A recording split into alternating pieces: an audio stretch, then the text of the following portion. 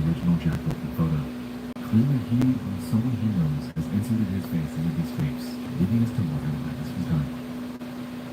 After this, we get back to the main story, which involves Little Blonde eagerly preparing the movie for everyone to watch.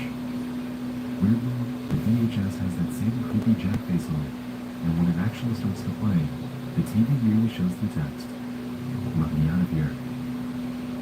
Interestingly, if we take a look around the TV set, we can notice the suspect. A playboy with the name Sophie Walton written on it. This will be important later, so let's keep this in mind. Later on, everyone heads to bed. We're able to observe each character snoozing away.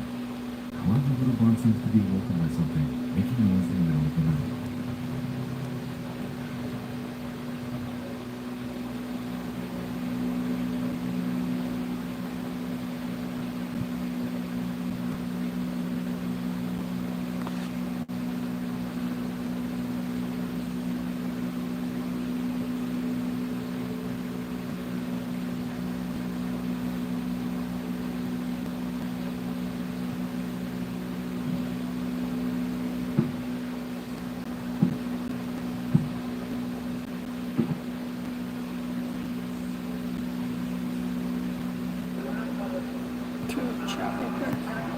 Oh shit, it was already on.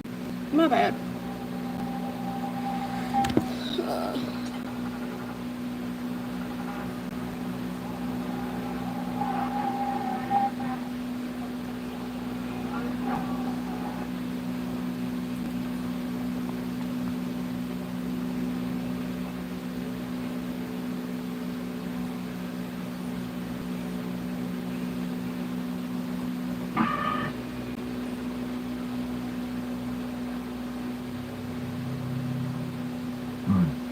It seems that Little Blonde glitches into a cartoon depiction of Sophie Walton, the girl whose pose we saw earlier by the TV. As we could see, when she lit the light up, Bond appeared behind her, looking as if he had a massive hole in his chest. Furthermore, we can observe that Sophie's dressed up in some sort of uniform with a name tag that seems to resemble the one we saw earlier. This hints at the potential of Sophie being an employee by the Bond's Burgers or Bunny's Files Inc. Considering the fact that she seems to be Jack Walton's daughter, and it would make sense. Another thing I'd like to highlight was that missing poster, which confirms two things. One, that the image from earlier during the guest list indeed was Jack Walton's distorted face. And two, that something happened to him, leading someone to litter his photo throughout these tapes. Also, while the missing poster date is illegible, the captions confirm that the date was June 11, 1974. Meaning that his disappearance occurred in the same year that the Bob's Burgers restaurant opened.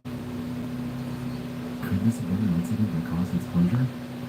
Considering that he was one of the two founders, it honestly wouldn't surprise me.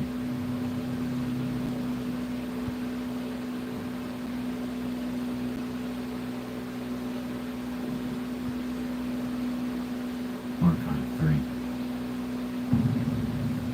Taking place just after midnight on October 10th, we're heading to the Forest Trail. It's hard to make out in the video itself, but the person filming this can be heard in the background, saying the following. So, this is the brand new caretaker for the old Bunny Smiles facility. I'm recording this because the company requires some type of archives for the work history, something like that. I honestly have no clue because I just started working here. I'm going there right now, but they gave me this weird location that's somewhere in this forest to work at. And I've been driving for 20 minutes, and I can't find the place. About a minute and a few video cuts later, they eventually make their way to that camping bunker. I'm not entirely sure why they have been walking during the ass crack of night, but hey, let's hope they make it some overtime. Anyway, upon their arrival, we venture inside, and I say the following.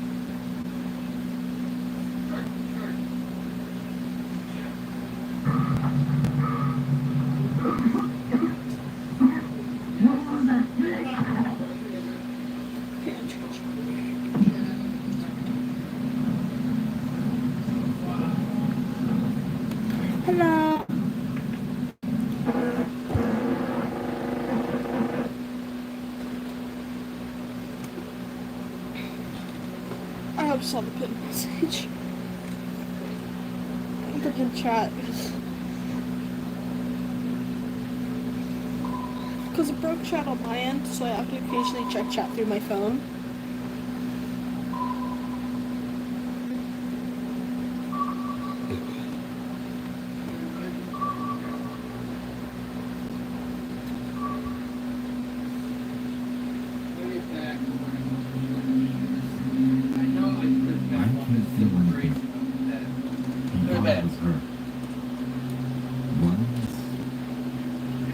Thank you. He isn't dead. Yet. He thought it was her, though. As you were familiar with Sophie? Considering that she seemed to be dressed up in a work uniform that resembled Brian's, it would make sense. But that then leaves us wondering why. Why would Bond suddenly awaken and react so violently, mistaking another employee for what we can assume to be Sophie Walton? Why was he programmed to do this? Backing up to the beginning of that scene, we can overhear Brian talking about how the facility wasn't open for 3 or 4 years. For that entire length of time, the bunker was derelict and abandoned, banished to Mother Nature, and forgotten. Interestingly, once he made it inside, we can recall that he made a passing reference to something called a relocate project that he claimed Bond would be good for. It seems that after this long hiatus, someone with Bloody Smiles came to call the open catering back up, which I find a bit strange considering that the information catalog had proved that it would be closed for good. For what reason are they opening it though? I couldn't tell you at this point. But what I do know is considering the fact that Bond had chased Brian out of the facility, eventually catching up to him, mangling his entire body, and leaving him for dead. This so-called relocate project just might be the worst idea that Bloody Smiles has ever had. At least, as far as I know.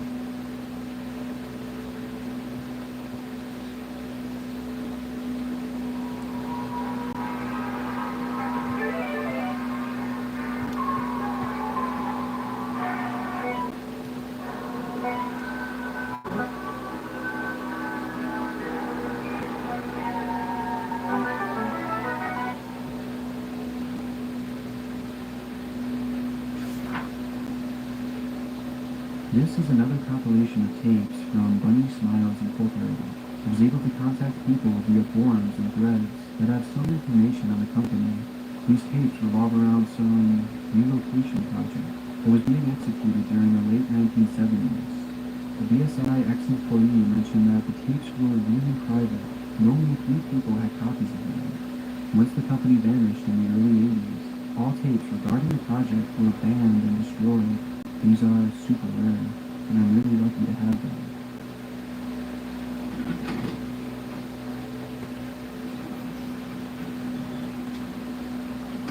The Relocate Project. Archive 1. July 2nd, 1978.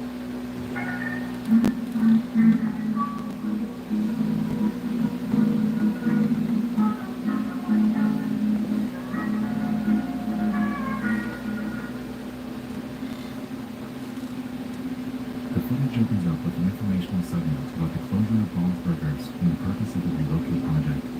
The same narrator that voiced the company introductory tape is back, and seems to be either about the future of Bunny Smiles Incorporated. Oddly though, if we look closely during the segment, we can notice bits and pieces of visuals that don't quite fit in. Have a look. BSI members and employees, and welcome to the tape that will change the future of the Bond Burgers brand and the Bunny Smiles company for the better. That's right, after 4 long years of legal paperwork, we finally decided to use our backup plan, which we created after the tragic closure of Bond's Burgers back on July 20th, 1974. Ladies and gentlemen, we now present to you the Relocate Project. But before we go into details, we want to greet all the new Bunny Smiles employees. Let's start analyzing the Relocate Project by checking what has happened ever since the closure of Bond 4 years ago. As many of you might have known from previous tapes, our beloved entertainers were safely secured in some water storage facility some months after the restaurant's closure.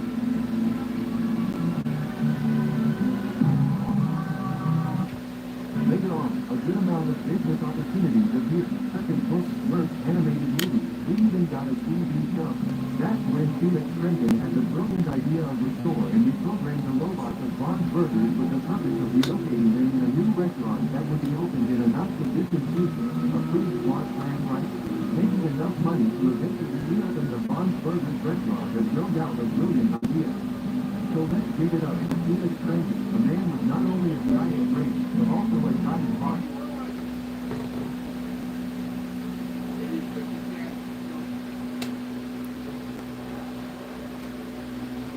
So clearly Jack Walton saw his little playhouse in the distance as well, and ultimately what seemed like a self-aggrandizing segment about Felix Trenton. Admittedly, this does appear to be symbolic, especially when we consider the fact that, earlier, Felix was labeled as the founder, singular, with Jack cropped out of the original photo with the pair taken together. To me, this notion combined with the aforementioned 4 years of legal paperwork makes it seem like there might have been some bad blood between the two after this so-called incident that occurred back in 1974. Further supporting this is the fact that when the Bob's Burgers merchandise is being shown, we can see on the VHS about the disappearance of Jack Walton hidden behind the others. And if we head back even further to the final section, we can spot some really big on. You see? It's cut off and highly legible, but the words in the file box appear to read, Jack's still here. Seems a bit deliberate, doesn't it?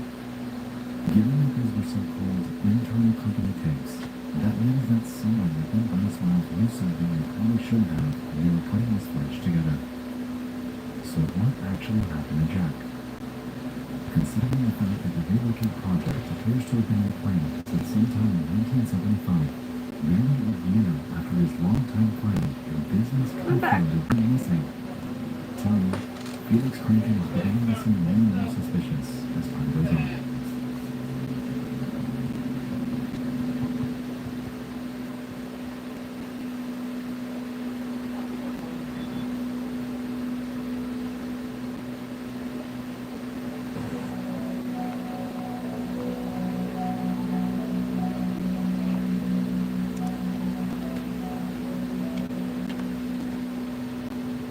Jumping forward a lot, we're creating what appears to be an internal company tape regarding animatronic reprogramming. Again appears on screen, and for this example, is used for these tests.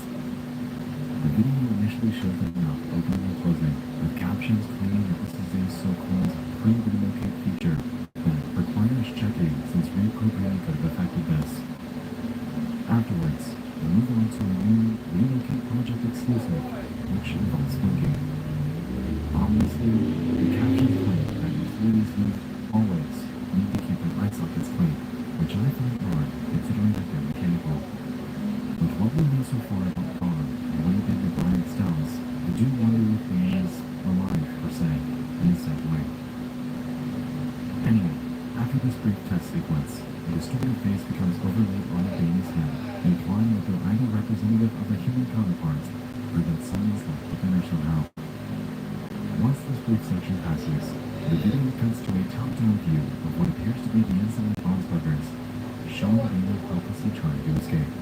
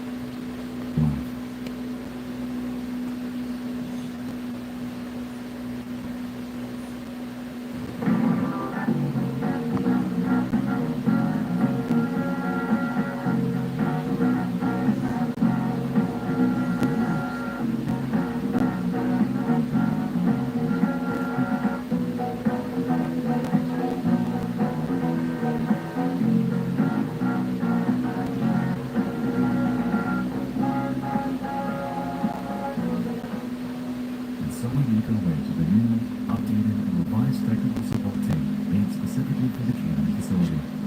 Charlemagne is our host on this flight and states that she'll be taking us through an orientation and area tour inside the bunker. Welcome to Technical Support. Today we will focus on the area tour and orientation inside K9, the Western Final Storage Facility. We recommend all facility services to have all needed equipment in hand and to always wear the Bunny Smile uniform. But most importantly, all of you must always, under any circumstance, use your VSIID card. Once you have all the necessary equipment at hand, you are ready to go. Bond now can show us how fluids are. This small section confirms that the costume that Sophie was wearing back in the introductory tape was indeed a facility caretaker uniform. Let's keep that in mind. The next segment takes us outside of K9. We make a quick check for all the necessary equipment for the job. A lantern, snacks, a key, and a camera before we make our way inside. Once we do, Sean begins to annoy us because, Wow, it's pretty dark here. You should turn on the light. Turn on the light. Turn on the light. Turn on the... This is going to be top of the room you enter. It's to be really tricky and you could get lost very easily. This is the resting room. In this room, you can sit down and rest, talk with coworkers, meeting mates. Remember to always keep this room as clean and organized as possible. A clean environment helps you make tasks more faster. A dirty environment only makes your job harder to get done.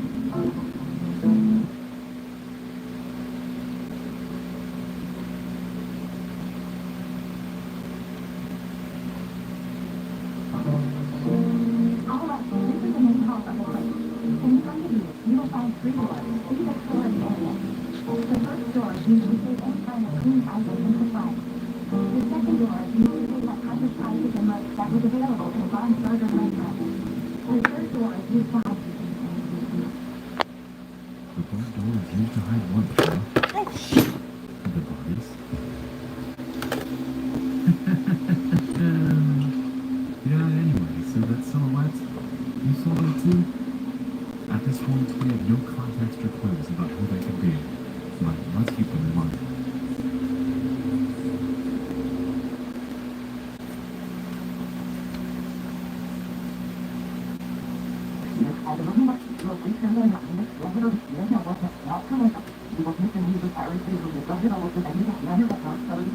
Welcome to the basement. Hold on a second, run that back. Backwards. We are living in a public area to go to the restaurant every night, hoping that it's a lot of husband who gives your after being looking for me. But no response until one day, she sort of was saying, I know where she is late, coming for the back seat. Interesting. Given the context, it's a no-brainer to assume that Rosemary was Jeff's wife. The ending to that quote, though, implies that something lured her backstage. But what? Welcome to the basement. Right now, you are in the main storage area. As you can see, this is the room where we store more important items such as stages, tables, arcade machines, and birthday clocks. Now, please follow me to the next door. Remember to avoid touching or shining lights without roll-offing left door facility section. Now let's move on to the next door.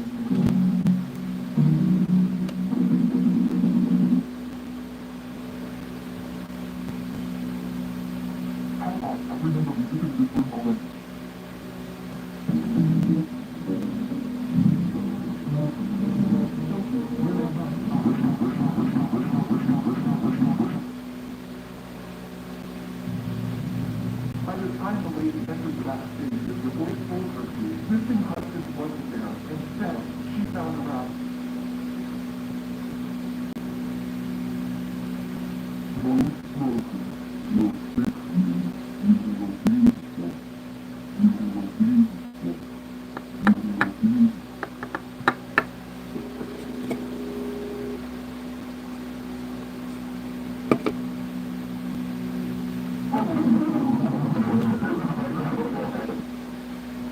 When she woke up, she looked beautiful. But on the inside,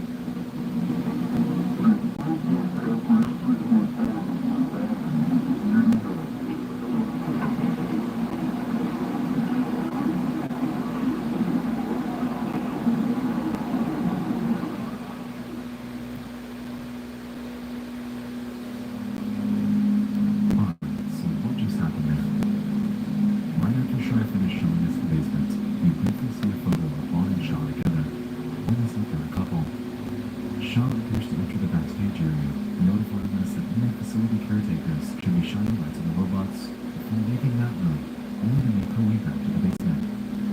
Afterward, she expresses confusion, finding that revisiting this room already, utters the words, Sophie wherever, and then walks southbound once more into what appears to be that silhouette figure from earlier. We then see a cartoon version of the looking solely to Rosemary, with a strange voice giving more context than even the first audio from earlier. Instead of finding her husband, they claim, she found the rabbit. Bond, the rabbit. After playing it over and over, you're beautiful, you're broken, we'll fix you. Bond appears to dismember Rosemary before stuffing her corpse in Shaw's body.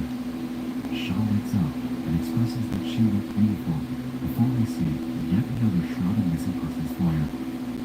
After brightening this one up, we can clearly see that this was Rosemary Walton. July 19, 1874. I'm forgetting to see back. Here, we have a poster for Rosemary, who we know was killed and stopped in the shop. Earlier, we witnessed one for Susan Runnings, who appeared to possess Bailey. At the very beginning of the first episode, we saw one for Jack Walton. Considering he's been missing this entire time, the fact that Bond is one of the first live animatronics that we witnessed in the series, and the implications that came with the photo of Shaw and Bond, I'm starting to get the impression that the Jack Walton corpse is, in actuality, stuck inside the Bond rabbit. This is, of course, just a theory, but it leaves me to wonder, if it's true, who exactly did that?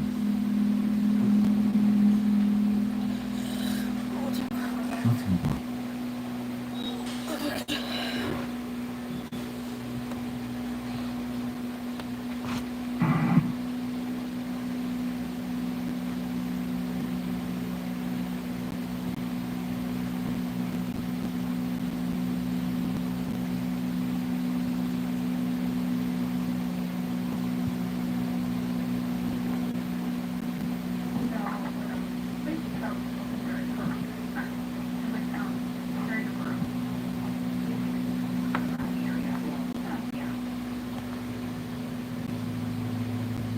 So this fourth tape recalls the experience that three facility technicians had during a 3-day stay at K1.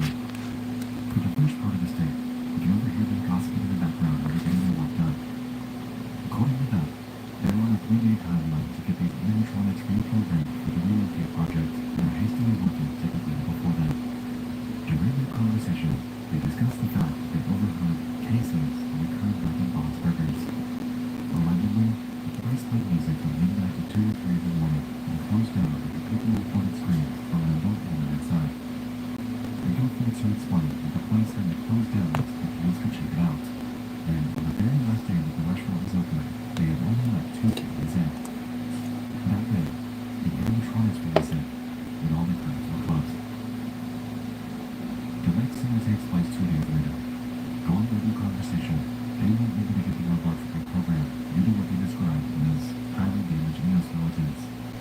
And the results, they How declared is their efforts to everyone failure watching before Stay so beginning far? their last night of rest in this facility. But Ashley wasn't quite ready to back it up. She begins inquiring on the small key that they were told to bring with them on their supplies, and it doesn't seem to have a purpose. Everyone else discounts her curiosity, and they all have to bed. Inside Ashley. She grabs the camera and sets out to explore, finding her way to the door labeled back doors. After realizing that her key fits the lock, she heads back there to ease her curiosity.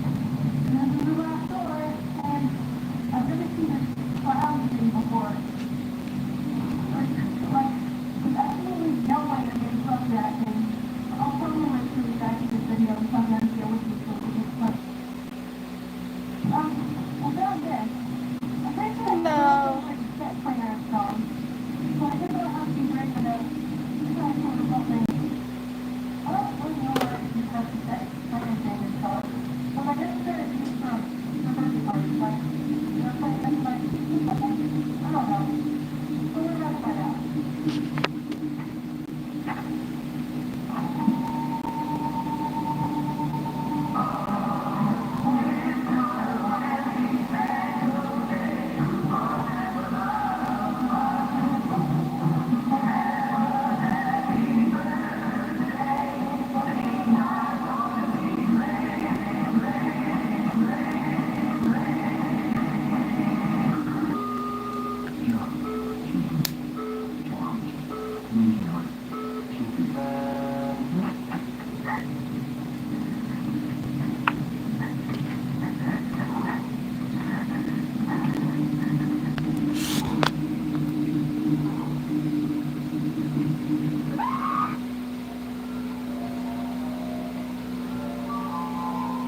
anyone's curious on what's playing in the background, it is Next Pose video on the Walton files.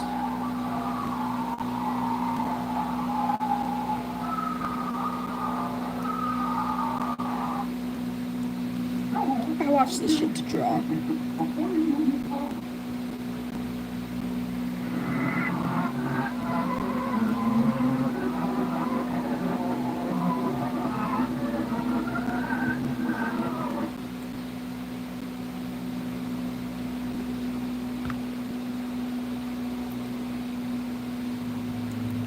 Let's unpack this. Ashley ventures off into the vacuous area of the facility. Something that, given the context, doesn't get explained to new facility caretakers that take on the role.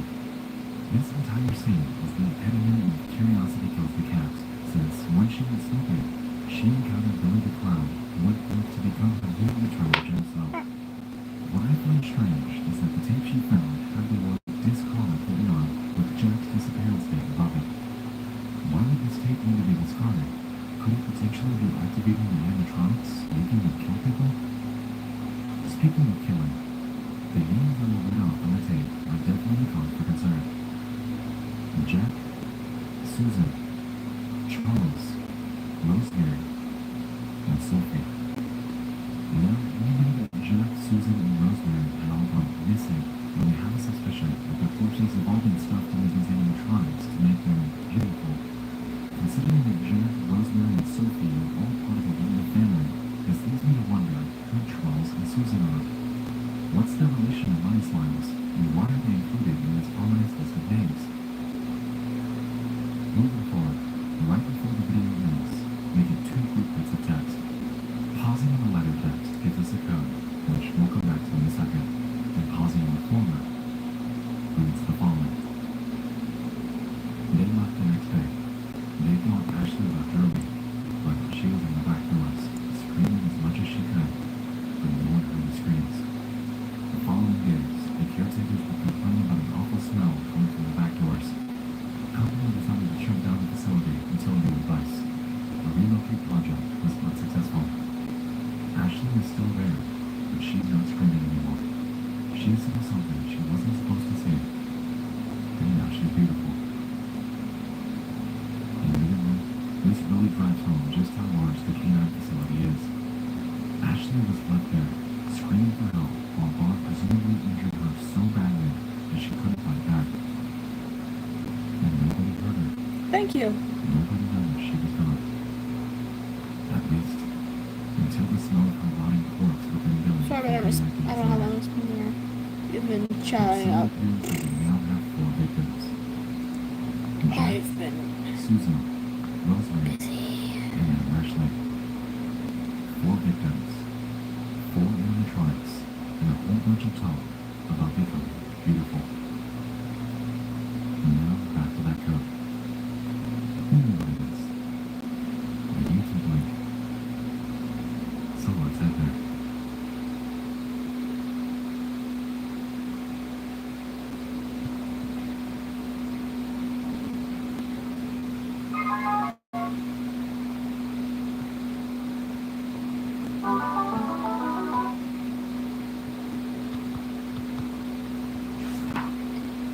The story of Bob's Burgers goes back to 1958, where 2 college students had the same idea of naming the performers. Their names were Jack Walton and Felix Krinken. It took them 16 years to actually execute this concept, and by that time, Krinken and Walton had built their family.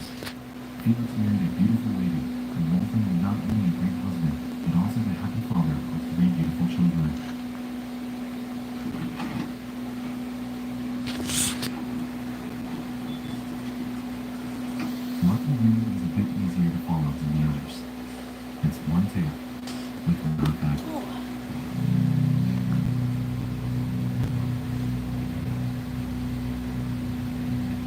The video opened by showing us various dates and highlights from Bob Weber's short tenure. The opening day is shown being the 28th of June, with the first birthday party hosted just 2 days later. Interestingly, this is the same day of the month that Susan would have gone missing. Anyway, the video then shows us the dates of the final Bob Burger shows, followed by the actual duration the restaurant was open. It was only 22 days, not even 1 month before it was shut down. Also, the scene opened 17 days after Jack Walton went missing. A bit strange to open after your co-founder goes missing, isn't it? Moving forward, we can then see that the restaurant was boarded up and abandoned by Halloween, and by January, the catering facility was in full force. I don't know about you, but the construction of a top-secret bunker in the middle of the woods seems like it will take longer than 6 months at maximum. Seems a bit like this move was pre-planned. But, hey, for all I know, Bobby Smith could have had this facility in place already for other purposes. About midway into the video, we can observe it cut to the day that Jack went missing. Our host greets us and states the following. You must be so confused about what you saw. Don't be scared, my little bunny. Answers will be given eventually, but don't try to solve this puzzle only with the pieces you have so far. This is only the beginning, for I'm going to tell you a story of broken people, beautiful people. He is so sorry about what he did to them, but there's nothing you can do. Remember that. Safety of kills, Sophie. Safety of kills, Sophie. Safety of kills, Sophie. Safety and kills, Sophie. Strangely, this voice keeps repeating that exact phrase while the video cuts to clear dead scenes. On top of this, if we fast forward to the very end, you can observe the message to Sophie herself. And then we'll see you soon. And given all these direct messages to her, it's beginning to seem that this tape might have been made for her. Considering that she was Jack's daughter and is confirmed to have worked for BSI at some point in her life, maybe she witnessed something she shouldn't have. Like Bond personally murdering someone. Because of this, we can assume that she may have obtained a prescription somehow to make her feel safe.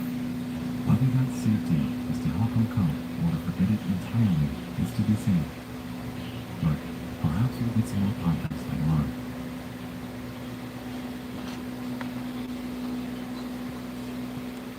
I just wonder why they're so prevalent.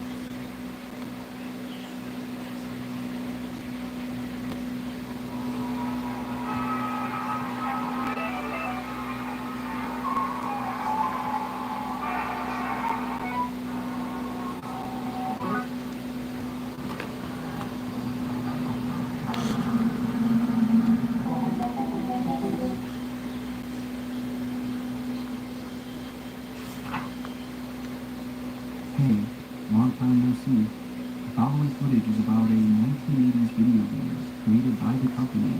The reason it took me so long to get this footage was because the game never really released to the public, and all footage available was from the beta version. During October of 1982, a few test-run farm machines were distributed around Brighton, Michigan, and this footage was from the arcade machine sent to the Enfield Hotel. The 2 girls playing the game seemed to have lived there. The weird thing about these machines was that all the footage from the game was recorded and then revised by BSI technicians to see if the game was ready to be published. This was one of them, and quite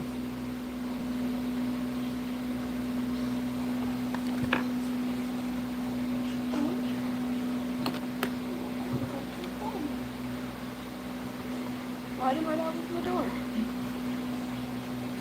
Who knows?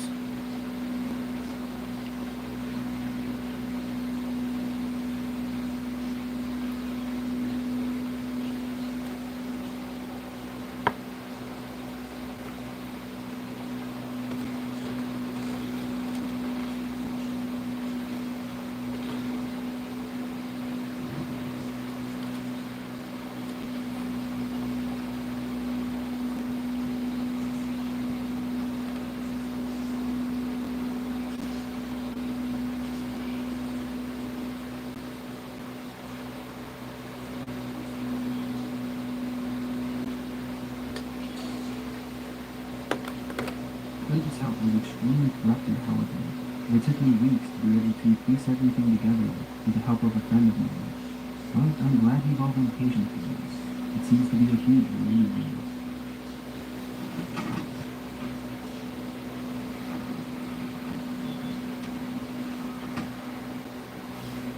Bunny Farm. I'm just starting to see how long I've been alive.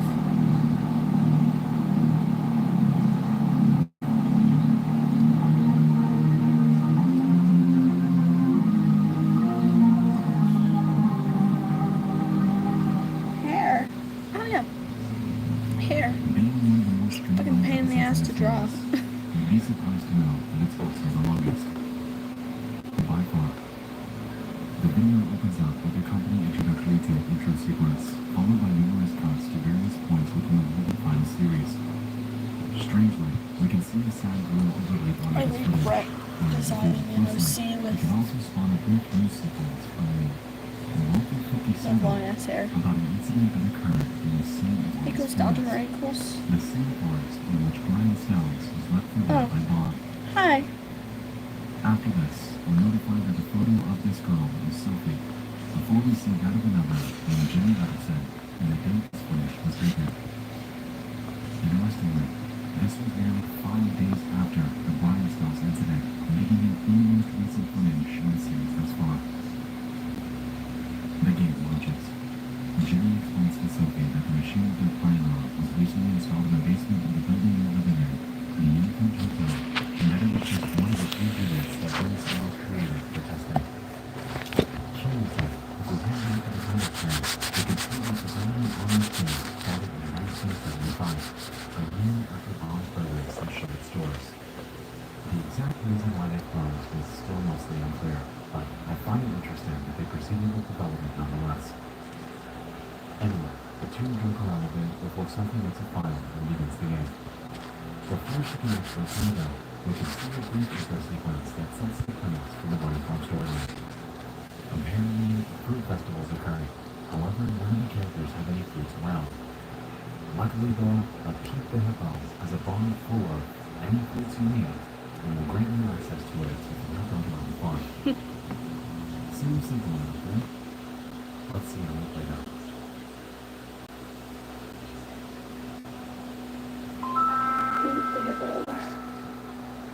You know, something I like about the game is the artwork. I don't know why, but there's something about it that seems really familiar to me. Huh. Right, I should show you the controls so you don't have a hard time playing later on. Alright. Okay, so you use this to move around. Okay. And you use these buttons to interact. Yeah. Oh. Yeah, I played this game for a while.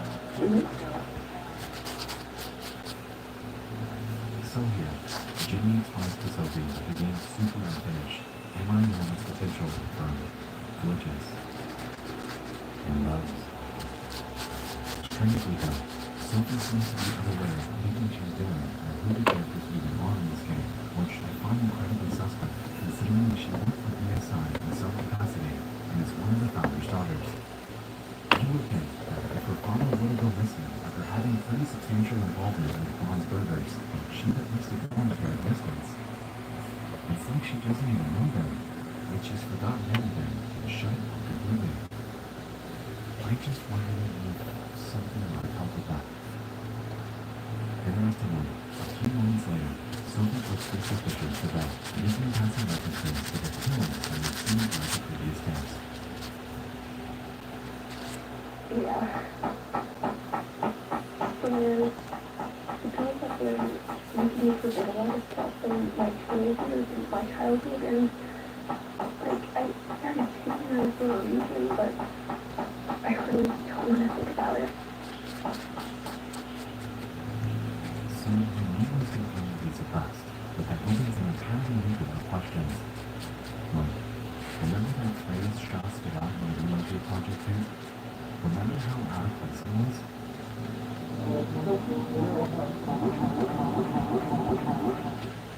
Something weird her backstage, but what if it wasn't Bond? But Sophie. If we go back to the company introductory tape, we can recall that one brief segment when Emma Bond was a lighter and reached to the Sophie and walking form. What if this is what greeted Rosemary when she left the stage, knowing that Sophie had the right pain in her death? If this is true, then that gives us wondering if she did this willingly or was coerced into doing so. Just a few thoughts, but perhaps we'll gather some more insight later on. The two of them discuss a bit more about the company and the events that recently happened involving them. Jimmy explains that a person named Brian had recently gone missing, and how the case is similar to that of this other girl named Ashley who met the same day. Thank you. Sorry. I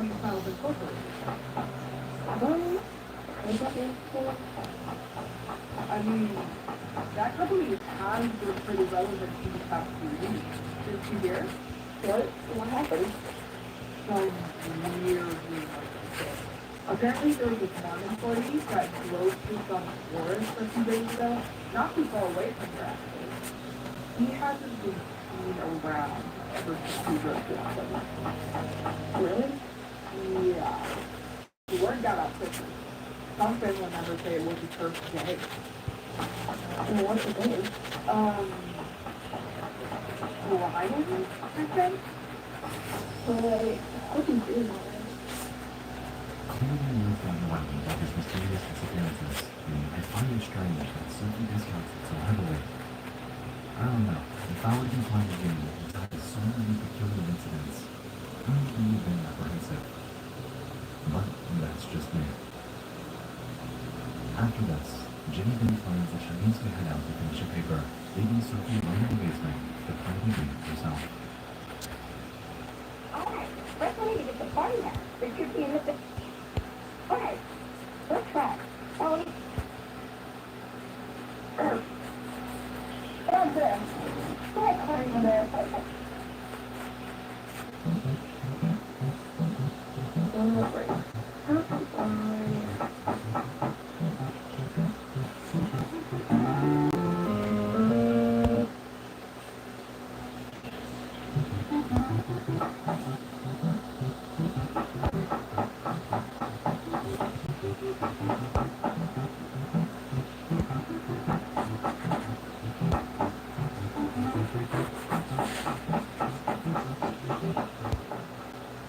And suddenly Sophie presses on, occasionally expressing confusion and apprehension at the flickers that appear on the screen. It brings her out, but it doesn't stop her.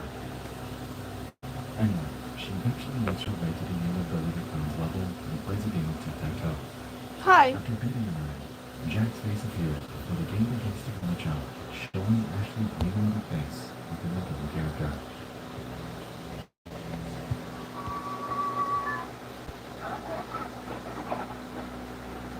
Jenny?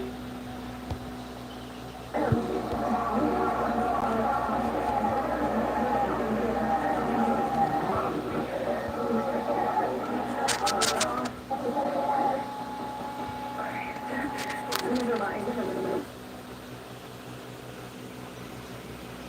Sophie holds it up to the light. She's seen enough.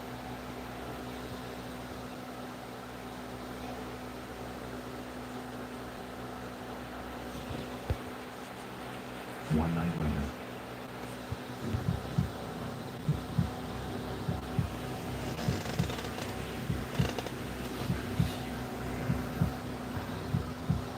Sophie decides to play again.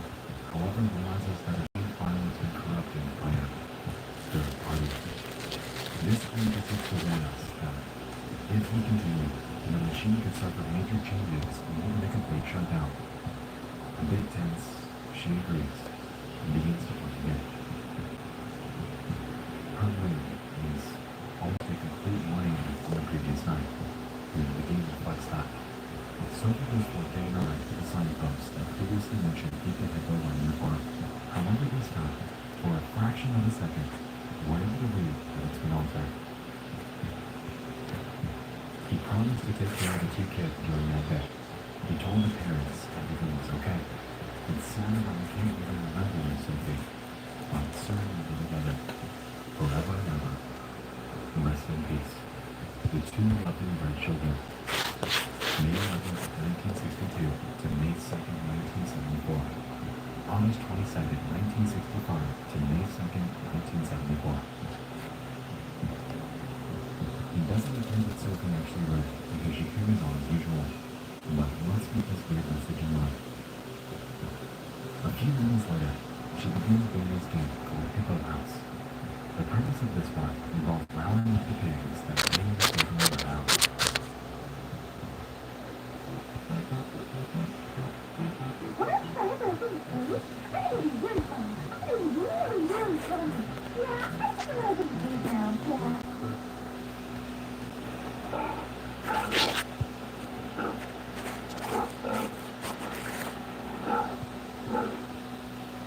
Oh no, Betty!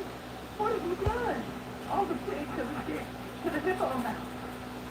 Daddy, you dumb bunny. I'm sorry. I was just trying to help. And so we carry on to solve this problem. It's Bailey.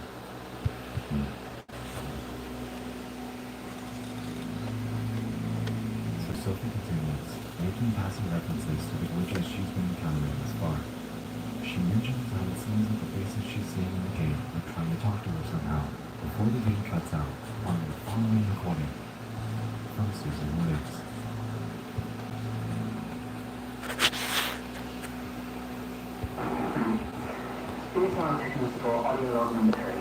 Alright, I'll be right back. I'm gonna go grab a drink.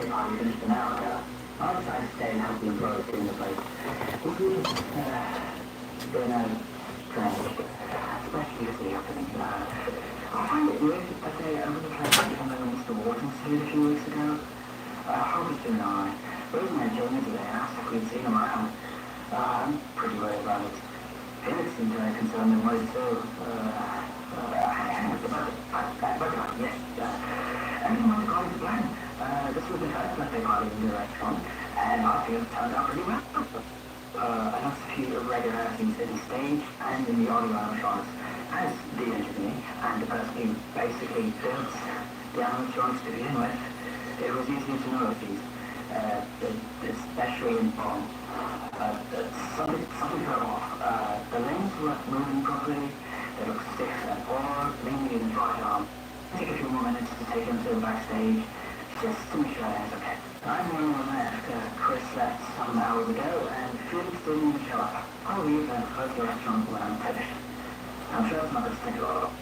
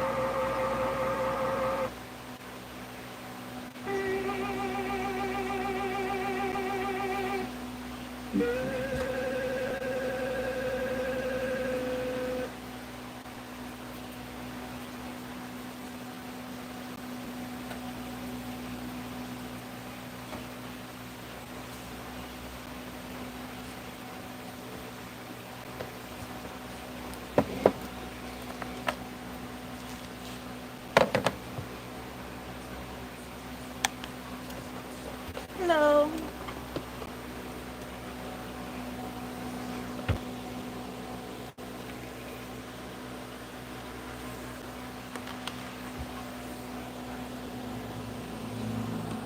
The video you just watched were able to establish the connection between Susan Williams and the Google Sound animatronics. She built them and noticed irregularities in Bond. It seems that, as a result, soon after this was recorded, she was set up to repair them, however was mangled and paralyzed in the process. I'm still alive, but I can't move, and I'm having trouble breathing, and my stomach feels weird. This starts on the point give me a that moment. Susan Williams once placed inside Bailey, but that leaves us wondering if it was due to all the tiny irregularities or if someone tampered with her. Considering that this was filmed on the 30th of June, 19 Hey, thank you. days after Jack Walton went missing, that notion wouldn't exactly be out of the realm of possibilities. Sophie continues. She makes her way around the farm, expressing confusion and concern about what she just witnessed. Soon after that, she makes her way to the mailbox, encountering a strange sequence of messages from Nathan McCrankin, whose name was already scratched out and replaced with content. Unfortunately, most of the narrative on these pages are redacted. However, we can piece together bits of the story with the ones that aren't. October 30th, 1964. Felix has been acting weird lately. He's been drinking more than usual. I'm very worried about him. I don't know what to do. August 3rd, 1965. I know I haven't talked to her as much as I used to. This month has been so crazy. I moved in with Felix last week. He was very happy about it. Yesterday, Jack and Rose had their third child, a little girl. Her name is Molly Walton. Jack and Felix have been picking up the restaurant idea with a company that's interested in the project, in the cyberfun tech. December 26th, 1970. Christmas begins. We bought the dog, a rabbit, and a mouse. Mommy needs a chocolate. Felix drank a lot yesterday. This has been a problem for a while. He's a good person, but doesn't want to adjust this. It's getting worse and worse, but he doesn't notice. He feels bad about it, but doesn't try to change. January 3rd, 1973. It's getting worse. He's so submerged in this project, and he doesn't realize how much damage he's doing to himself, how much damage he's doing to me. He keeps going to only to drink. Sometimes he even stays at their house for the sole purpose of drinking. He doesn't listen. He never listens. I don't know what to do. Basically, 1974. Dear Felix, by the time you're reading this, I shouldn't be home. I know it's Christmas. It's good. What you said to me last week hurt me a lot, but you don't open my eyes. Hopefully, this opens your eyes too. Our relationship isn't healthy. It never was. I'm reading it right now this morning. You in the warehouse with Jack and the others as I'm reading this. By the time you're reading this, I'll already be in a hurricane. I know you've been doing Jack a favor. Something related to his favorite party. I can't remember, but please told me I wouldn't have the time. As for me, I'll try to build my own life while I still can.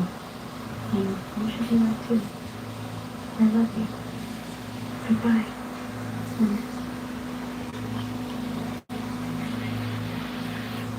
Here, we gain the first bit of insight into the backstory of Felix Crankin, someone who had suspicions about from the very beginning.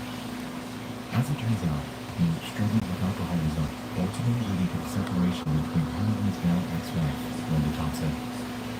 On top of drinking, allegedly Felix was overworking himself, causing damage to not only himself, but to those around him. It seemed as an act of goodwill, he built a rabbit hole named Rocket for Jack's youngest two kids, Ed and Molly. Keep these names in mind as they'll be through shortly. Moving onward, Sophie eventually makes her way to losing the ring movement game called the Wisdom Pig. The premise of this one involves winning matching games exclusive to test the entertainment for the incoming party. Sophie obliges, and one of the things both find in this fun.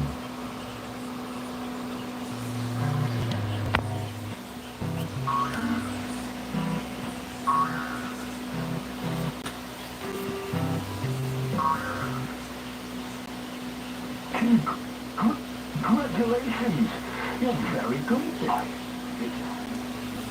The next thing we get for this is called Spot the Difference, and it's pretty self-explanatory.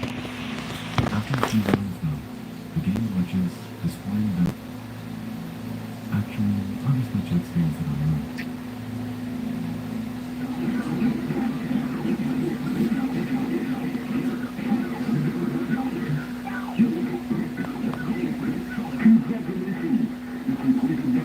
kidding? No. I'm proposing.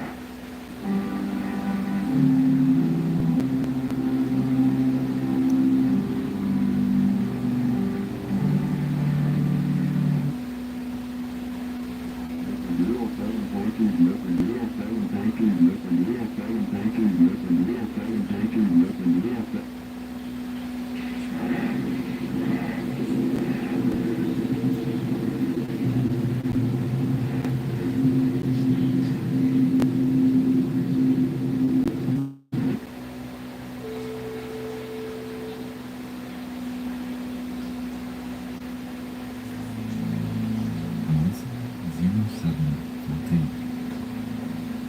It seems to me that the face in that game isn't actually Jack Walton like I initially assumed, since for him, he went missing on the 11th of June, not the 14th of July. What is he on? If we think back to the end of the Relocate Project video, the names on my list were John,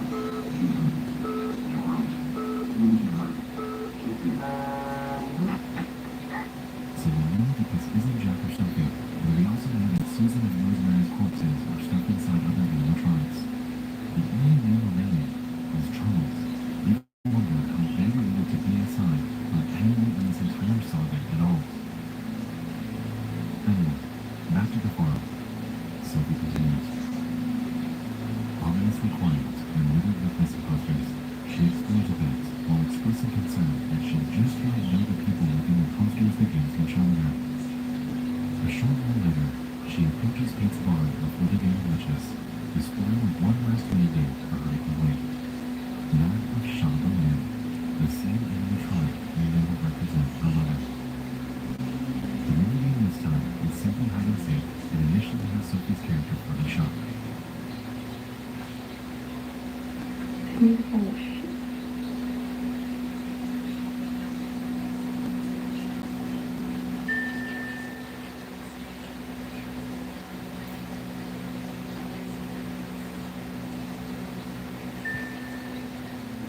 After she eventually finds out, we can observe the game switch sides to where Sophie's the one created. And from here on, this is where things quickly turn down.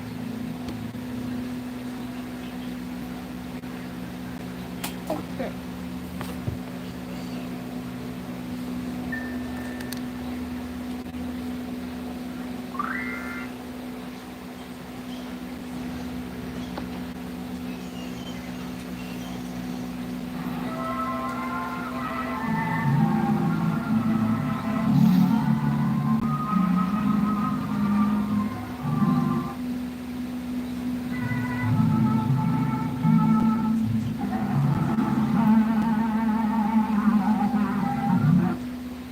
Am I still beautiful to you, Sophie? I know.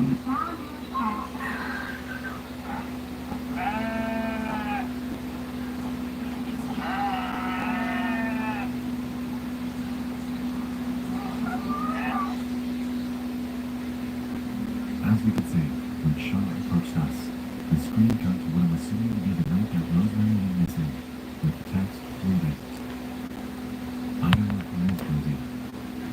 Follow me. Now, initially I assumed that this was someone else, like the voice of Bob, since they're referring to her as Rosie. However, thinking back on that scene from the Relocate Project tape,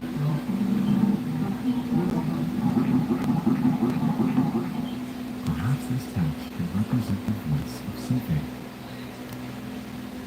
After this, we're greeted by another countdown, and when it finishes, we observe the following.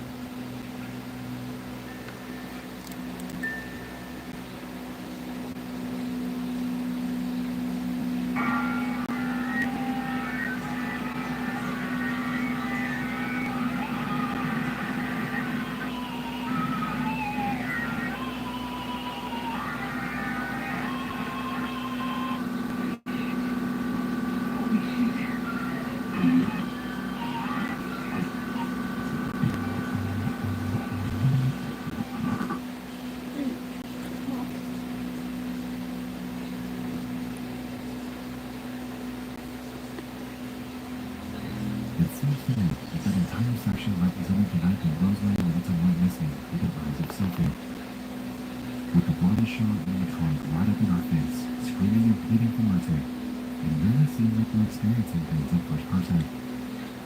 This scene is undisputedly traumatic, and witnessing something like this will undoubtedly leave someone scarred for life.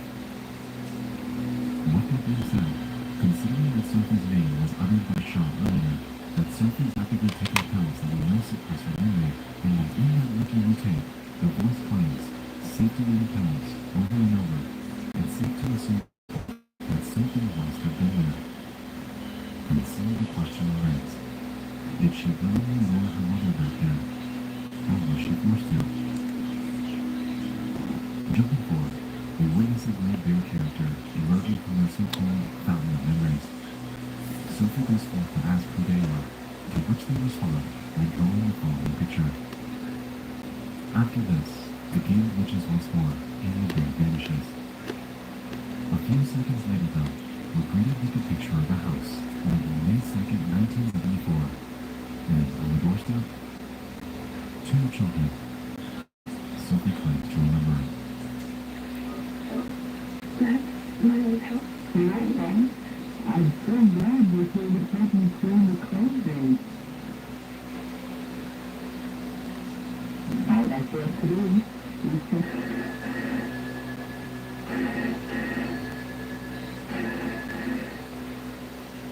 That phone call is from Jack Walton to Felix Cricket.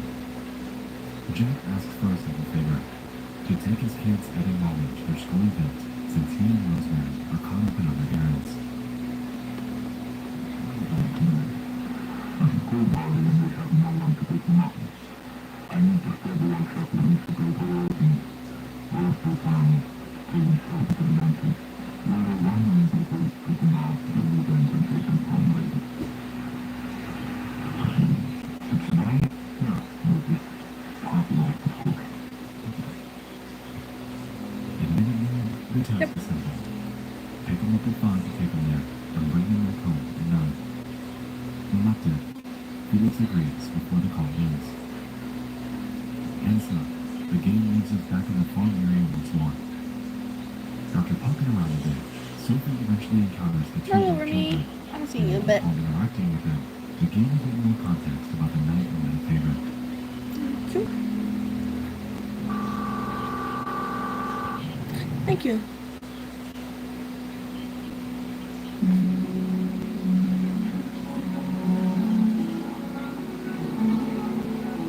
That's completely fine.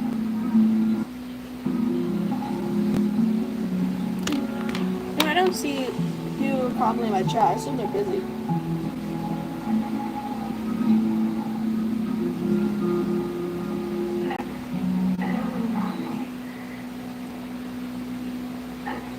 Molly.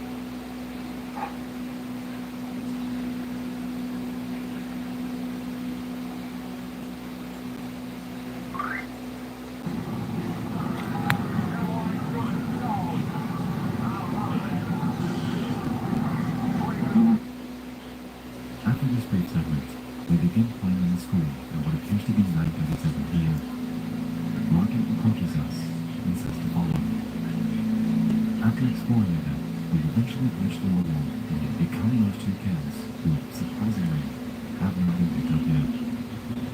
Soon after, we encounter Margaret and are shown the scene involving the two kids expressing what they're ready to leave since the school looks creepy enough. Where's Uncle Felix? They claim. And so we set out to find him.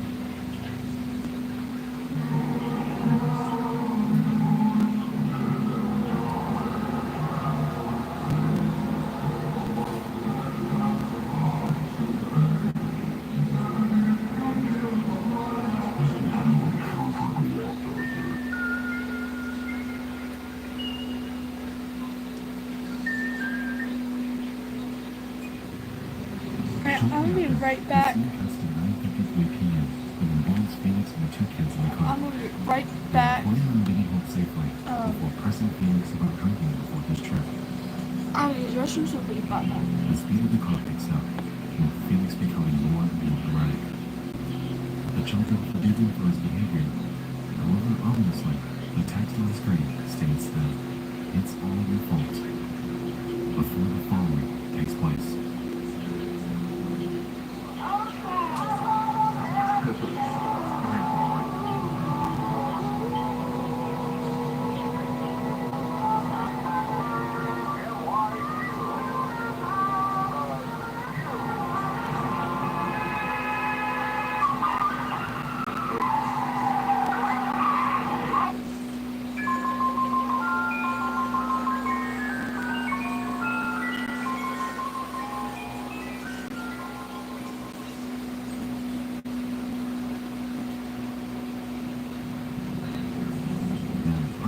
this, right here, marks the beginning of the end of the relationship between Jack and Felix.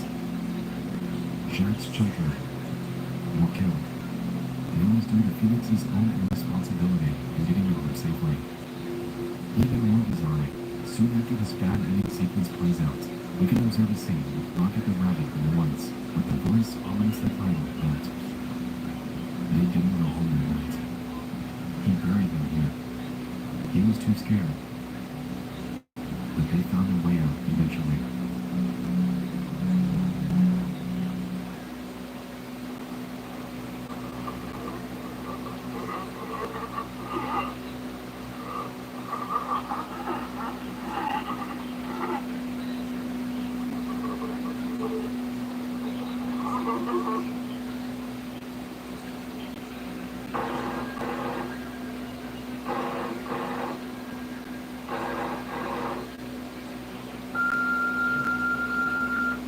You have 25 new messages. Felix, pick up the phone. Now, I need to pick up the phone. It's been 3 hours since I told you to get Ed and Molly home. What happened to my sugar? If anything happened to us, you must tell me. You haven't told me in 2 hours for me to know what's going on. I'm going to call you all night. What the hell is wrong with you? I've been trying to contact you all night. I've been calling you every once for you. But what the hell is wrong with you? Who else you can call? I asked you to do one single favor for me. I need to know where are the radios?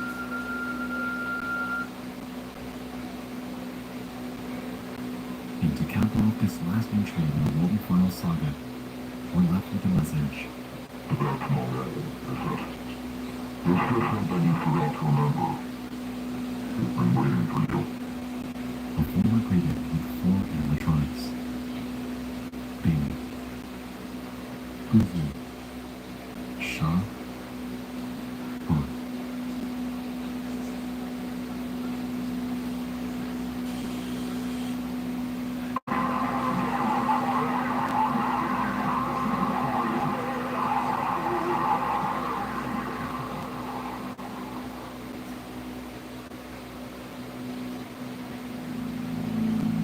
Considering that this series is very much in progress, this message could be hinting at the future. Is this little girl popping up around Bond Sophie, or is it someone else that we haven't seen yet? For all we know, this could even be some sort of warning, given that, so far, this game's done nothing but help Sophie remember the past that she's been forced to forget. She's the last alive member of the Walton family, and I'm not entirely sure if remembering and re-experiencing the deaths of her entire family are a good or a bad thing. It looks like we'll have to see.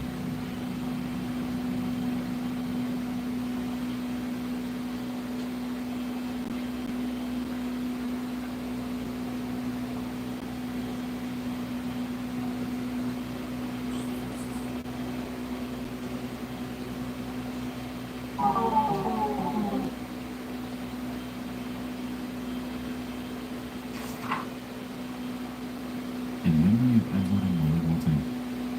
Ed and Molly died Thursday, May 2nd, 1974, in a fatal car accident. They were leaving a party made by their school to celebrate spring. Jack Walton couldn't take his kids to the celebration because of work. A friend of Mr. Walton would take the kids instead. On the way back home, Jack's friend was driving in questionable conditions, thus crashing his car near the road next to the St. Lawrence Forest. Instantly, both Edward and Molly's lives were taken. Hello, I'm They back. will be remembered our little angels, our little white children. Thank you. I don't know if you're still in the chat, but thank you.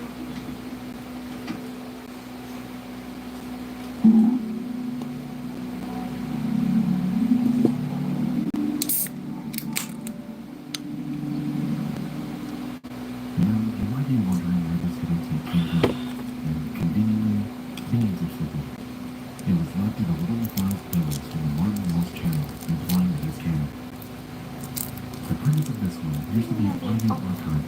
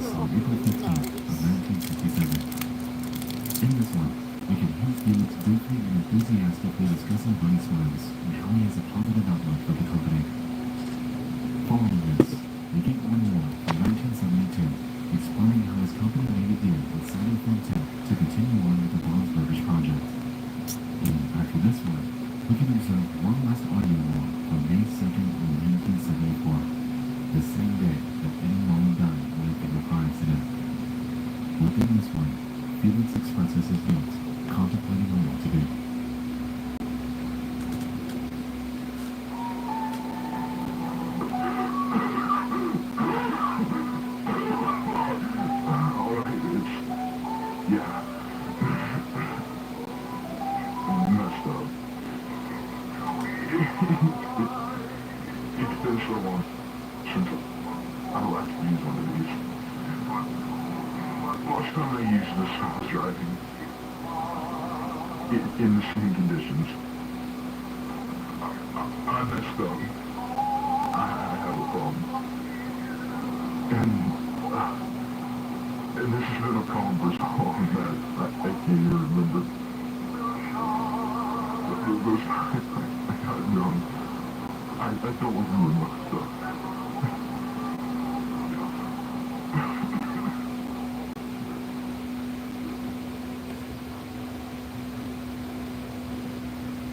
And that, my friends, encompasses the entirety of the Walton files. Dark, complex, disturbing. So, in review, this entire series appears to revolve around Jack's oldest daughter, Sophie Walton. She's the core, the one that can maintain this ongoing status quo that Felix Crank has established, or to burn it all down if she so chooses. She was born to a family of three, with her mother being Rosemary and her father being the elusive Jack. A few years later, two more siblings named Ed and Molly would be born into their family. However, due to events that Felix Crankin had a hand in, they would never, ever experience their coming of age. Felix was a family friend, someone that the Walton family could trust with everything. Yet, ironically, was also the main antagonist and the one that ended up killing all of them. On May 2nd of 1972, after being asked to do a simple favor by Jack Walton, Felix had become heavily intoxicated at that school party. As we know by now, due to this intoxication, the three became involved in a car accident that ended up killing Ed and Molly. Beaten up and unable to bear the weight of his actions, Felix decides to bury them in the forest. The St. Lawrence Forest, in hopes of hiding his mistakes entirely. As we know though, the children wouldn't rest there eternally, since a few moments later, we observe them emerge into that rocket doll, appearing to utilize that as a medium to get their fate across to the viewer. 1 month and 9 days later, on the 11th of June, Jack Walton goes missing. We can observe his missing flyer littered throughout every episode. However, at this point, we're unsure of what exactly happened to him. We have our sneaking suspicion that he could be stuck in a bomb the rabbit, but as of right now, that's merely a theory. Another month passes, and Rosemary Walton's grieving over her missing husband and two children in Paul's Burgers. She was likely desperate, weak, and open to anything she could get on where her family might be. She hears a voice coming from backstage, mentioning that, "I know where he is, Rosie." A voice that we now know is most likely that of her eldest daughter, Sophie. She heads back there, hoping to gather any sort of answer to ease her mind, yet is greeted with the face of death. She becomes dismembered as an unknown figure observed from the sidelines. It appeared, at least to this silhouette, that Bond's actions were going as planned, as programmed, and everything is falling perfectly into place. But that's not to say that these actions didn't go unnoticed, since Bond's builder, Susan Williams, had realized irregularities in Bond just 19 days prior. It's clear to us that he wasn't programmed to behave this way, and likely was altered in some form or fashion. Whether that was by Felix or someone else is to be determined, but there was ostensibly a notable change before Bond's murders ever opened. And so, Susan Williams is killed because of her realization. She knew too much, and was silenced before she could ever get the truth out there. Just 2 weeks after her death, we observed yet another, 5 days before that of Rosemary Walton. We're unsure of the exact identity of this person. However, considering the list of names that Ashley discovered, it's safe to assume that his name is Charles. For now, his relation to the story is unclear. However, I'm betting that his job is in the same vein as that of Susan Williams, either a builder or a programmer of some sort. Perhaps we'll find out more information about him as the series progresses, but right now, that's what we can roll with. July 20th, Bond's Burgers closes after people reported screams that they heard around 2 a.m. Given the fact that Rosemary Walton was killed on July 19th, it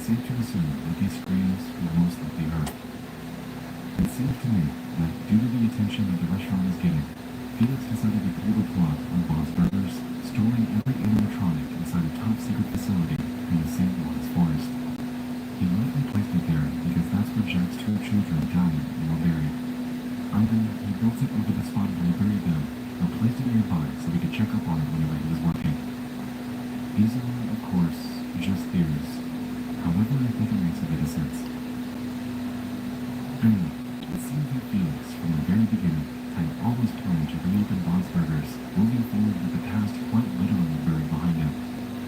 Most likely, the only reason why he shut everything down and locked it up was to lay low for a bit. To let it all pass. And when people moved on, to bring it right back. 4 years later, and the relocate project is finally in full swing. Facility caretakers are tasked with the most dangerous job out of all of them, reprogramming the robots themselves. Considering the lack of knowledge that came with Brian and Ashley, it's safe to assume that this facility caretaker job probably was a sketchy one. They likely received little to no orientation, no tours, and no heads up on what their supplies were actually intended for.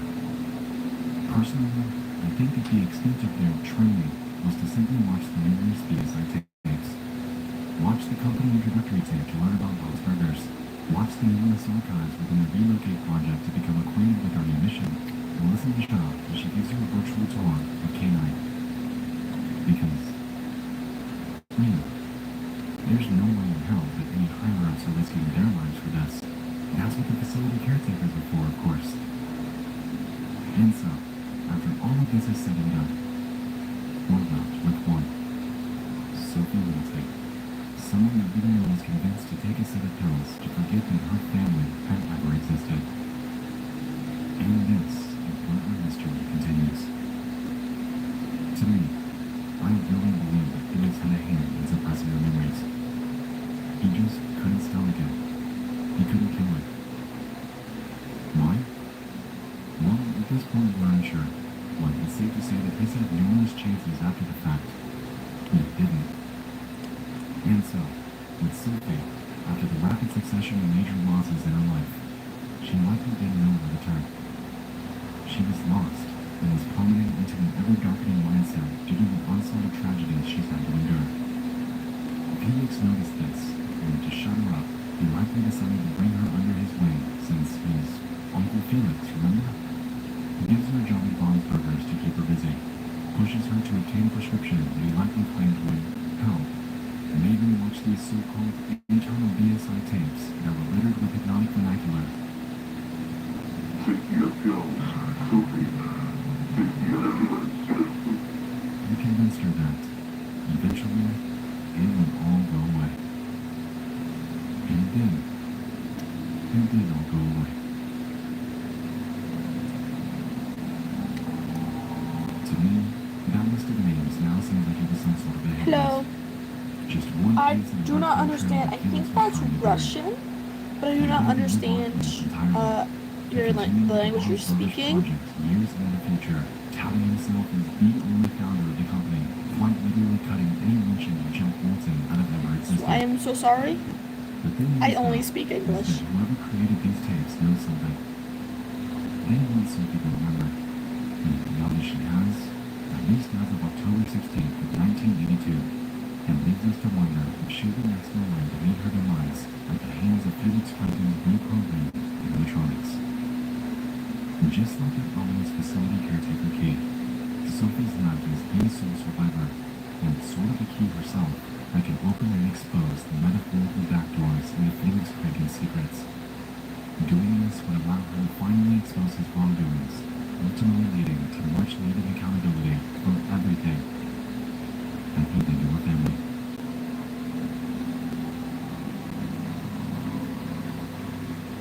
That is, of course, unless he gets to her first.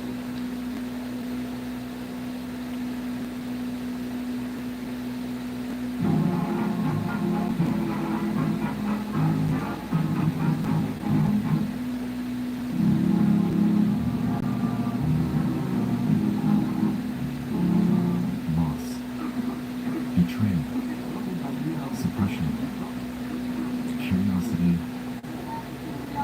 and death. These are the major cornerstones of the Whole Files tapes, something that I've become absolutely enthralled by in recent months. It's been quite a while since I've seen a series this well constructed, and I'm immensely eager to see how each lingering question becomes answered. Like, how did Bond become violent to begin with? Who's putting Jack's face into these tapes? What actually was the fate of Jack Walton anyway?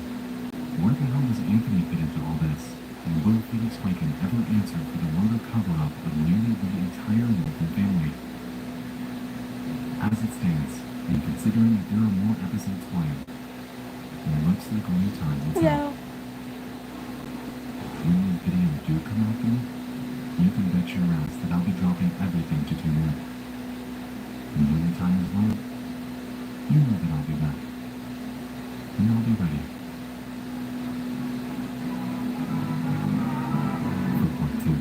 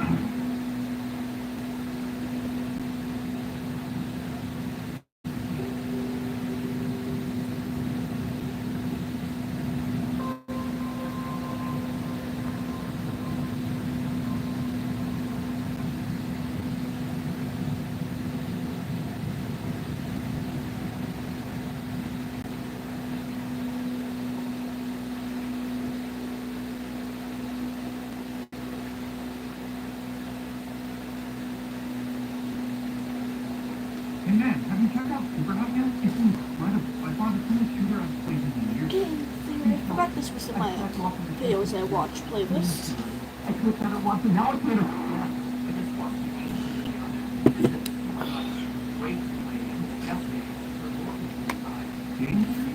Never heard of it.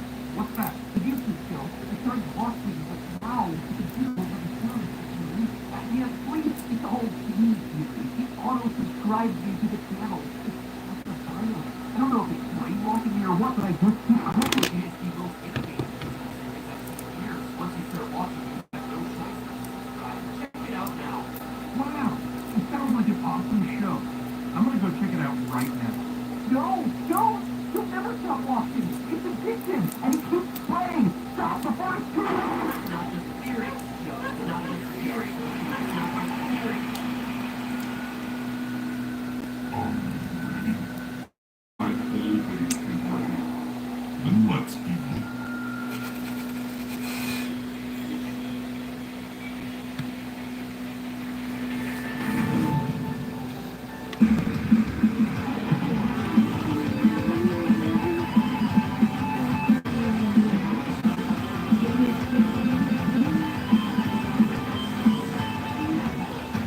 Hello, Internet.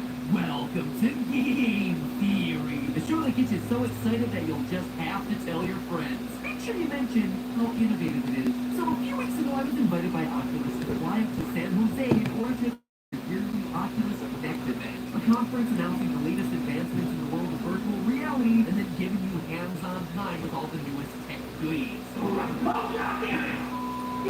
Sorry. And let me tell you, there is a lot of really fascinating research going on in the VR world right now. Deep learning algorithms that track your eye movement to adjust what is and isn't in focus in VR environments, improve binaural audio so digital worlds can better replicate how your ears handle spatial sounds, and the increasing convergence of augmented reality tech with VR headsets. And if all of of that just sounded like a bunch of word vomit, me just slinging out a bunch of tech lingo your way. Basically, it all boils down to this.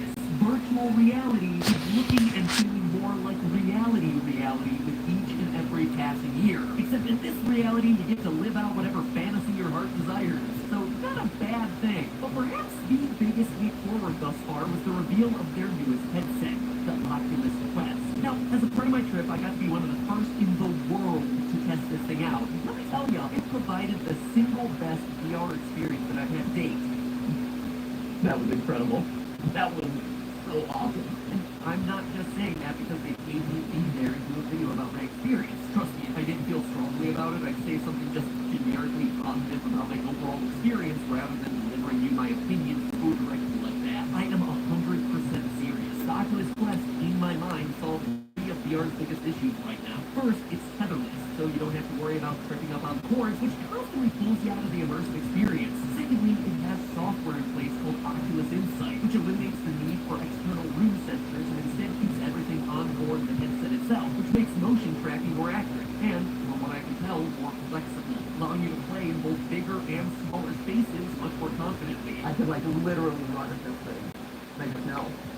That's really cool. And lastly, it makes VR accessible. You know how you always have those spec-spouting PC diehards and then also the super casual mobile gamers, and consoles kind of exist in between two, powerful enough to deliver great gameplay but in a much faster and easier and turnkey way? Well, that is the Oculus Quest in a nutshell. I mean, sure, it might not be as powerful as a tethered headset, but it's all in one, like a video game console, providing all the best that VR has to offer without needing to worry about room sensors and expensive PC rig setups. If you can't tell, I was impressed by this thing. Again, sponsored, but really my opinion is entirely my own. No one twisted my arm to get me to say these things here. They just paid me to do a theory on a VR game of my choice. Segue to next paragraph. Gushing about the future of VR aside, one of the demos on the show floor that really caught my attention was Superhot VR. Now, back in 2016, this game took the world by storm with its stylized visuals and time-shifting mechanics, which prevent time from moving unless you yourself are. But what immediately caught my attention was how meta this game is. The entire premise of the game being the blurring of what is and isn't reality in a world where VR tech is indistinguishable from the real world. For example, by the end of Superhot VR, you are literally reaching through a computer screen to grab a floppy disk that you then load into your head. That's happening in what we're led to believe is the real world. It definitely felt like an appropriate game to cover coming out of an event like Oculus Connect, because here's the thing, even though the game at first appears like it has no plot, or like it itself acknowledges no plot, no nothing, just shooting red guys, in reality it is so much deeper than that. Perhaps the deepest conspiracy that we've ever covered on this channel. A conspiracy that is no less than 3 layers deep, which hides the true nature of Superhot the game, and that is, it's not a game at all. Superhot is in truth a virus. Let me explain. Superhot, the original non-VR version, opens with your unnamed friend sending you a leaked copy of a file called Superhot.exe. What we're told is an unreleased first-person shooter, but immediately things start to feel off. After completing the first batch of levels, a message along the bottom appears saying, click to handle or control. Pretty soon, some entity that controls the game starts communicating with you, using vague statements like, we can see you, they crash the system, are you with them? Who is this us, and who is the them is one of the biggest game, and something we'll be coming back to in a minute. Now, at first, it seems like the whole thing is discouraging you from playing. It tells you to stop, it forces you to shut down the game, it threatens you by revealing it knows where you live. But it's a game, so you keep going back, you keep reloading it, you keep playing. At which point, Superhot.exe starts getting a bit more explicit, taking control of your messages back to your friend, and it becomes clear your player is literally addicted to this game. After playing a bit longer and accepting the end-user license agreement, Hello. brainwashed, willfully repeating phrases like the mind is software and the system will set me free. The game ends with you uploading your mind into the system, represented by a giant pyramid, and then disposing of your body because it was, in Superhot's opinion, making you weak. Endless mode then unlocks, and you're encouraged to spread the word about the game, which is undoubtedly the most innovative shooter that you've played in years. So clearly the game is setting up a battle between what's referred to as us, the system, Superhot's sentient AI, and them, what appears to be a hacker group trying to contain or destroy this AI, with us as the player caught in the middle. This good hackers versus evil AI battle is actually reinforced if you play Superhot VR, which was a completely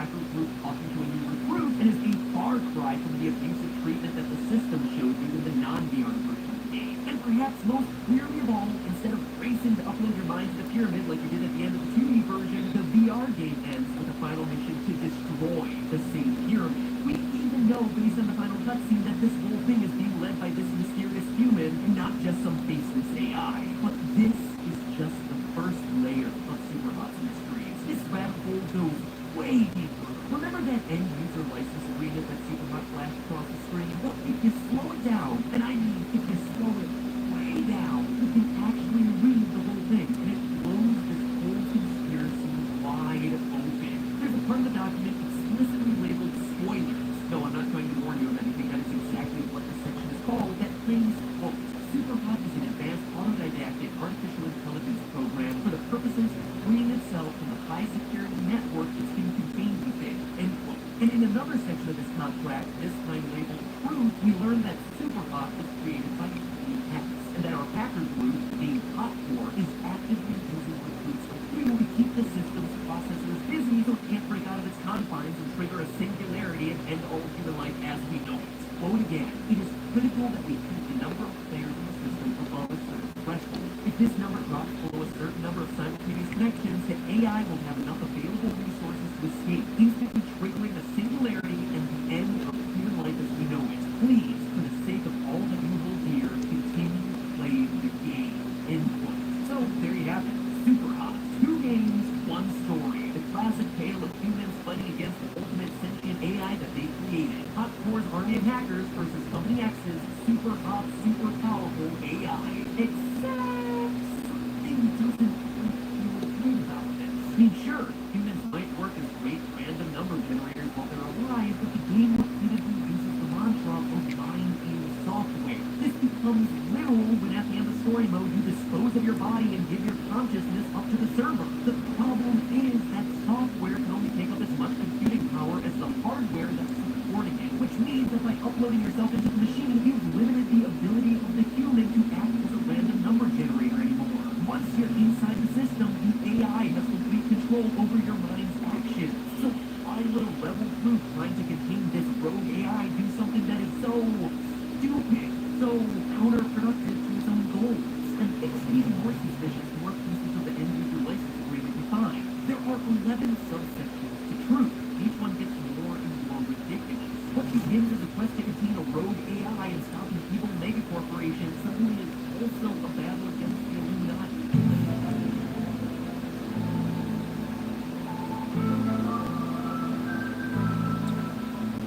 No joke. Just take a look at this quote taken directly from the EULA. You know right now that the pyramid is the all-seeing eye of the Illuminati, and that they will stop at nothing to connect it to every network in the world. So wait, this is also a mission to save the president's brain? Truth Section 8. You are to protect the pyramid core at all costs. As you know, it contains the only secure backup of the president's brain. Ever since his body died 101001 years ago, the agency has been tasked with keeping his immaculate consciousness safe so that he might rule us with his divine foresight and benevolence. Pay no attention to any other explanations of your situation. It doesn't seem all that believable. Clearly, we are missing something here. And the big secret is that the truth isn't actually the truth when it comes to this end-user license agreement. Superhot may in fact highlight the single best reason to always read every sentence of an end-user license agreement, because even inside this series of Easter eggs, there's an even deeper series of Easter eggs covering it all up. It is literally 3 layers of conspiracy in this one single franchise. You see, if you read the contract even more closely, you'll learn that the AI is the one who's defining what the truth actually is, and that it itself has the ability to lie to you. There's a line buried in there that says the following: any attempt to show that the truth is an abstraction created by the system to entrain monkey minds in an ad hoc reality shall be construed as an aggressive act, and perpetrators shall be subject to termination, along with their families and teachers, both current and former. So the real story, Superhot, when you dig down to the very bottom of its layers of cover-up lies and back talk, is that it's basically humans trapped in Matrix. The AI has created a false reality to trap humans in. This idea of a good hacker versus bad AI, us versus them mentality is a complete fabrication. It is all one and the same. It is all the system keeping our monkey minds busy, giving us false thoughts, fake leads, keeping us occupied so we don't realize what's really going on. That's why the ending of Superhot VR has the contradictory act of you picking up a pyramid despite you just seconds before destroying it. That's why you're able to pull discs out of a computer screen in the real world. It's how you can punch yourself in the head when the system tells you to, even though this action is meant to be inside of a virtual game. But that leaves me, and probably you, with a few unanswered questions. Most importantly, why the heck is Superhot doing any of this? Why is it behaving in this way? And the answer is because it's doing exactly what it was designed to do. The entire Superhot.exe program isn't a game, it's a virus. Seriously, you as the main character of this game better break out the Kleenex and chicken soup because Superhot.exe is literally a textbook virus program, except this time it's a virus for the human mind. Now, as long as there's been internet, or even a vague approximation of the internet, there have been viruses. Even way back in the 80s, in the days of the internet precursor ARPANET, the first known virus, Creeper, left the message, "Catch me if you can," all over small computer networks running on an early operating system. From there, viruses have only gotten bigger and better, or worse and more sinister, depending on how you're looking at it. And that's where Superhot.exe comes in. Superhot is a super virus that infects and spreads through the player and everyone the player knows. It is the ultimate virus that infiltrates the ultimate piece of software, your mind. Here's how it works. Every virus has three parts: the infection mechanism, the trigger, and the payload. When you look at how Superhot.exe plays out, it has the same three parts. Part 1, the infection mechanism, is simply the opening of the game. You're invited to open a file by a friend who says that the game is innovative. We now have a pretty good suspicion that this was Superhot writing to you all along, not actually your friend. And this violates a big component of viral infection mechanisms. While viruses do indeed need programming, a lot of times the bigger component that they need is trust. By using social engineering tricks, viruses use trust between friends online against them to get the virus to spread, which is exactly how Superhot gets you to click the link and execute the file in the first place. This leads us to the second part of the virus, the trigger, or the more exciting name for it, the logic bomb. This is basically the mechanism that decides when a virus is activated and starts changing your software, or in the case of Superhot, hacks into your mind. Now, the logic bomb can be pretty much anything, depending on the virus itself, including passive triggers, like activating after a certain number of hours it's been on your system, or active triggers, like you clicking on a link. In the case of Superhot, the virus seems to have multiple triggers, from the first time you crack open the game to every instance of you getting kicked out of gameplay only to boot up the game again, through accepting the end-user license agreement, and the ultimate trigger of them all, disposing of your own body. Interestingly enough, lots of viruses actually have a similar selection mechanism like this built into its programs to decide whether the software it's trying to infect is worth it. Is the software functional? Can it do what the virus wants it to do? Is it connected to other software that the virus can then spread to? Those are all common tests that a computer virus probes for regular software, but it just so happens to be the exact same set of questions that Superhot is probing the player for as well, by literally making you prove your loyalty to the system over and over again, showing it what you're made out of and the lengths that you'll go to repeatedly obey the program, in turn showing your viability as a piece of infectable software for a malicious computer virus. That's why it has so many triggers. Like it says in the game, you have potential. To know for sure, you're going to have to jump through Superhot's many hoops. And finally, the payload, the part of the virus that actually does the dirty work. In this case, you as the player actually become the payload, literally becoming an addict of Superhot and spreading the virus to all of your friends. Like I'm doing to you right now, telling you about Superhot. Superhot. Superhot.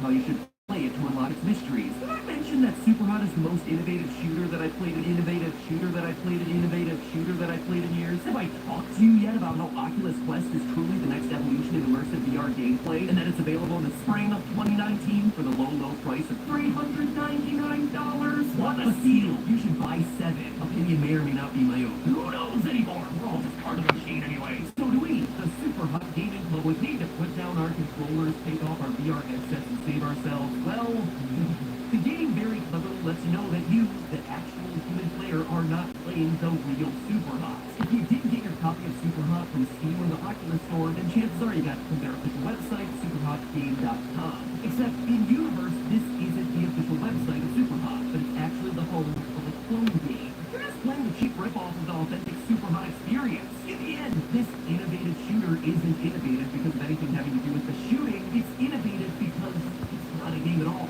It's a virus designed to take over your mind. Are you the player, or have you just gotten yourself completely played?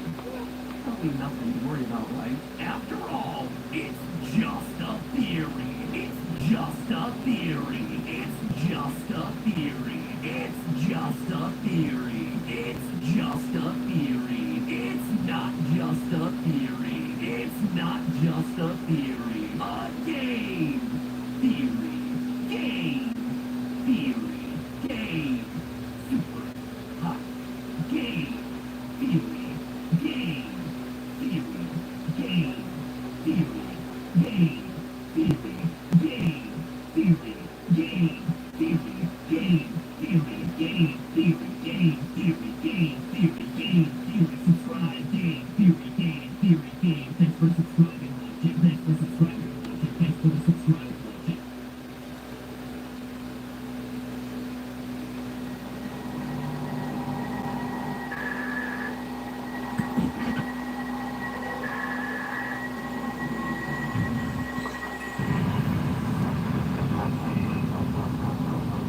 Hello, Internet. Welcome to Game Theory, where today we're diving back into the Stress Level Zero metaverse.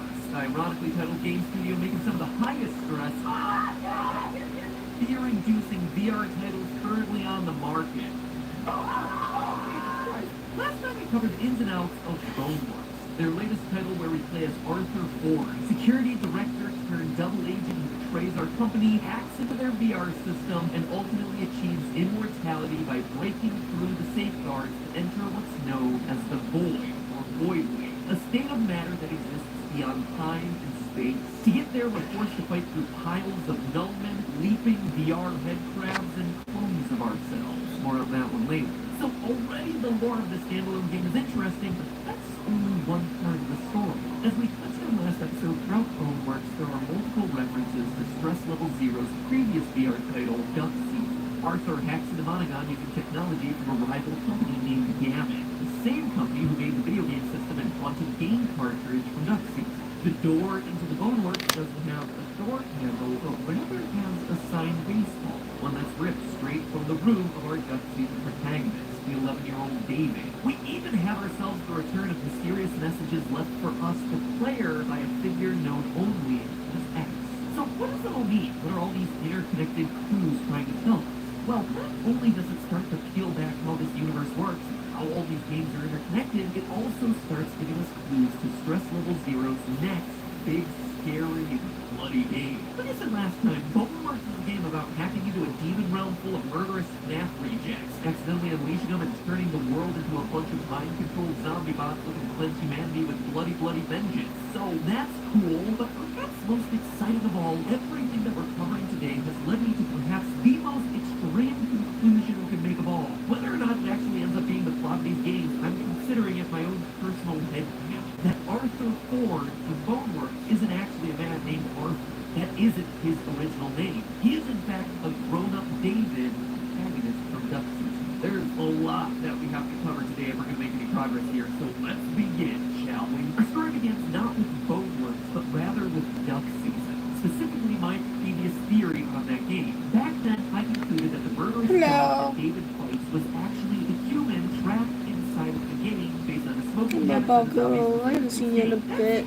Pretty obvious to me, but then I took a step further. Based on all the references to David's father from the game, the dog mascot of his baseball team, a secret code titled Dad, Dad, Dad, Kid, a tape labeled It's Me with the dog seemingly sending us loving messages, I concluded that the dog was most likely David's dad. Admittedly, the Helen Wild theory was a bit shaky. Why would a loving baseball player father go on to be turned into digital data and start murdering children, including his own kid and wife? But it was the best that I had based on the clues. And heck, it wouldn't be the first time in an indie game that a dad suddenly turns into a raging murderer. I mean, if it could happen to employees of an animatronic-themed pizzeria, then why not to him? Suffice it to say, there are a lot of Chekhov guns everywhere, and they were all aimed at dear old dad. Other things you can bring heat. You bet you. But regardless of the rationale, it was a theory that got a response. That's fine. Stress Level Zero. I tend to notice, like, when I don't see people in a while. Episode on Duck Season, they were doing pretty good. End quote. Nailed it, guys. stop, read the quote right there, my friends. No need to go on, because that's all the information that you need. No, editors. Stop showing the quote, guy. No, stop showing the quote. Okay, fine, we will read the rest of the quote, but I don't want to. They were doing pretty good, but got a few things wrong that led to a couple of wrong conclusions. I'll say it here as a developer and as someone who was in the dog costume for some of the live-action footage. The dad is not the dog. We had plans to make a hidden ending that would have definitely shown this, but the scene would have required a lot of work, and the game was already taking longer to get released than we wanted. That said, game theory sort of mentioned / brushed by a major idea behind what's going on. The main game, Easter egg scenes, and, well, everything. However, game theory missed hitting the major point home. Hope when Duck Season PC comes out that we might see another attempt at a Duck Season PC theory. End quote. So close, and yet so far. My personal interpretation of what they're trying to say here is that while I got the dog identity wrong, the whole concept of human trapped in a digital or supernatural world, well, that part of the theory was right. Now with the release of Boneworks, we actually see it practically confirmed. The dog in Duck Season, just like Arthur Ford by the end of Boneworks, somehow comes to exist down in the void, the bedrock upon which everything else is built, which is how he's able to hop between the digital world of the video game as well as the real world to attack David and his mom. But still, we're left with the really important questions, at least as far as I'm concerned: how and why and who? Really, we just have a lot of questions left. But notice what they mentioned at the end of that quote I read. Duck Season PC, a totally flat version of the original Duck Season game, one where you don't need VR, just like flat FNAF VR. It came out summer of last year, but went completely under my radar since, I've played Duck Season before. A lot. 7 playthroughs in total to get all the endings. I mean, I played that game so much that when I pick up a shotgun, ducks around the world tremble in fear. However, I should know better at this point, since lo and behold, Duck Season PC had tons of new secrets hidden inside of it, just like flat FNAF VR again. Oh, I swear, I'm not looking for ways to compare these two franchises. The comparisons just write themselves. Anyway, the secrets in Duck Season PC do a lot to further the mystery of these games. If you remember back to Duck Season, most of the game secrets were hidden behind throwing books, most notably this one, the Kid Wizard book, at various objects around the house, which would in turn cause strange behavior, like blowing you up to giant size or taking you to hidden rooms. In Duck Season PC, there's more of that, but like a lot more of that. By throwing the Kid Wizard book at one of your magazines, you're taken to a stress level 0 showcase room, where on one side you see your mother working on her computer, and on the other, you're given models from the game, along with developer details. You quickly notice, though, that on the wall is a checklist of activities to do around their little virtual E3 booth, like playing in the shooting gallery, or collecting pizza. Complete all those tasks, and a cat clock appears, along with a creepy scrawled message along the show floor. It reads as follows. Hello, little one. 30 years waiting for someone to open a gate. Finally, these fools decide to use the void way. These fools, these fools, these fools. Oh, thank you for helping with my rescue. I left you a gift, but I haven't just yet. First, you must be patient. There are others coming, and we must await their arrival. See you on the other side. 9. So, this cat named Nine, a reference to Cat's 9 Lives, just confirmed our assumptions about the void that we made in the last episode. It does indeed exist in both Duck Season and Boneworks, and is the thing connecting these two worlds. That's the good news. The bad news is, by doing that checklist and talking to the cat, we just released the evil cat demon out to the world. Whoopsie! You see in a separate note the following warning. Kid Wizard, I am putting myself at great risk reaching you here. The showcase scene has been compromised. One of the cryptids is planning on crossing a gate here. Do not complete the puzzle. I repeat, the puzzle is a trap. We could use this opportunity to stop them from bridging out, but we'll need some additional help. The more dangerous this all becomes. I'm afraid this time we may have to open the Boneworks. The Void Wave is not meant to be used in such a frivolous manner to showcase a game. They were not thinking. From there we see the cat's paw prints walking towards 3 doors. One labeled Boneworks, one open door labeled Dead FM, and the last one labeled Machine King. Well, we know that the first one is definitely a stress level 0 game, so we can conclude that the others are also based on their future projects. Dead FM sounds like it will be a game about spooky radio station broadcasts. Based on the bloody cross iconography on the third door, it looks like Machine King will be a much more violent horror title, or action title. It's also worth noting that the cat prints walk through the Dead FM door. While the cat does appear throughout Boneworks and various walls throughout the game, it isn't a big presence like it is in Duck Season. The cat prints walking through the Dead FM door, though, it's implied that it'll have a much know that whatever the gameplay is for these future titles, the meta gameplay behind it all is going to be trying to stop the cryptid animals from escaping out into the real world, like what we saw with the dog. But Duck Season PC has an even bigger secret that it's hiding. If you get all of the game's main endings, you can play a hidden Halloween mode by throwing the Kid Wizard book at your mom's computer. But then again, it's comfy. At the end, you get abducted by a UFO, locked in the cereal box back in the living room. Here, there's a series of riddles against the back of the box that you have to solve by tapping the box against the appropriate items, including your video game collection and a banana. You'd think that'd be enough, but we're not even close. In addition to the 10 riddles on the back of the box, you also have to complete a summoning circle. Back in my day, cereal boxes had mazes on them, and you were happy with that. None of this voodoo nonsense, but what can I say? Just another thing those millennials are ruining. Anyway, to complete the summoning, you need to find 5 tarot cards hidden throughout all the various secret areas of the game. Each card represents something important from the stress level 0 meta lore. The cat, the other animal cryptid of the monkey, the cursed game card representative of Death Season itself, the candle, which is necessary for any good summoning seance, and lastly, the mysterious bloody card, which is just an entity. When all of these are found and placed on the cereal box, finally your summoning ritual is complete, and you're taken to yet another secret room.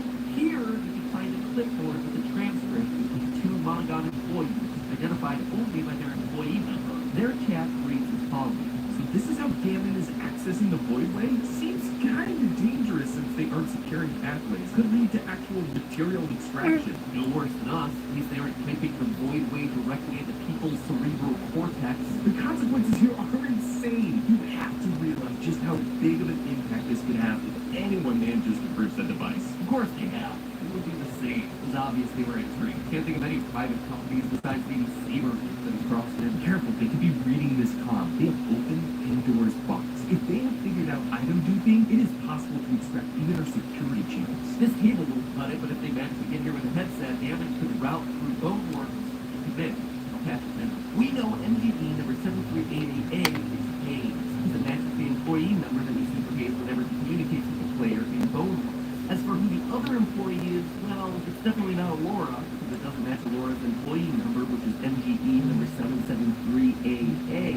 We can assume that it's probably Arthur Ford himself. At the end of the transcript, the unknown employee says that he found an exploit and says that he's going to patch it in the system, but then doesn't. In fact, it's the same exact exploit that Ford uses to break into the game, using a Gammon headset to route through Boneworks into Met. The fact that that exploit is still there and that Ford uses that exact strategy when hacking into the system implies that that second employee is Arthur. But also notice what these 2 employees are talking about, the dangers of tapping into the void. First, they mention material extraction, physically taking things from the virtual world out through the void into the real world. I mean, this is our dog, how he can get out of the virtual environment in order to attack us. Secondly, though, they bring connecting the voidway into the human mind. This goes to what we were talking about last episode, about how Arthur is able to become immortal in the system by spawning into the void. The same goes for our Duck Season dog, a human who somehow becomes a virtual being. He was hooked up into the void, and somehow his consciousness is living. But notice this, by the end of Boneworks, Hello. Welcome back. Dozens of clones of yourself, dozens of other Arthur Fords. Why? Toby, My guess is that you, as I have Arthur, regret started making this over heiress and have over long hair. yourself, spreading your consciousness to a literal army of avatars in your own likeness. How could we do this when we just entered the void of the game? Well, remember that the void exists beyond time and space. So in Boneworks, as Arthur into the void, sure, the things we're encountering may be things I can never instances of depict. ourselves Yeah, that but like already happened. her hair is down to By her the end of the day, ankles. we already exist in the hundreds and have to fight through hordes of our own clone. It's also why it seems canonical that this game is once again headed towards mass VR territory, where we're going to end up glitch trapping everything. I mean, if everyone and everything is hooked up into the void. I hate sketching hair that long, and I gave myself an OC that has long ass hair. Take over the mind of that machine, human, device, whatever. And it looks like that's exactly what's going to happen based on what else we see in this room. During a bit, you'll notice that there's more information on machine pairs. Now, it will title all of the machines.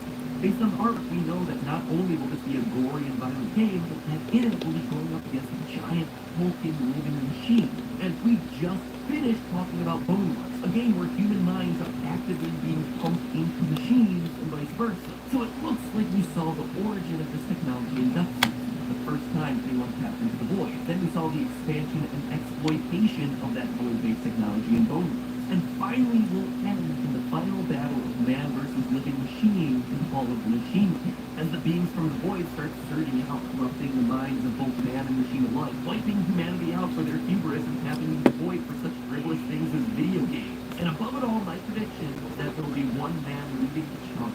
What are the bets on whether Arthur Ford is that game's final boss? The mind behind the Machine King in the third game of this little trilogy? That he was set up to invade the void in Boneworks so he could be the mastermind of the machine uprising in the final part of this trilogy? I certainly hope so. But there's one last little twist here. The headcanon I alluded to at the top of this episode. My hope that Arthur, star of Boneworks, our immortal void being at this point, is actually the star of all three games. That this whole stress level 0 metaverse is secretly his story, one of loss and revenge. A coming-of-age story involving corporate espionage and horrific murder, as all the best stories often do. But in order for that to be the case, it would mean that he would have had to have been there in Duck Soup. And I absolutely believe that he was, and that there's enough evidence to support his presence.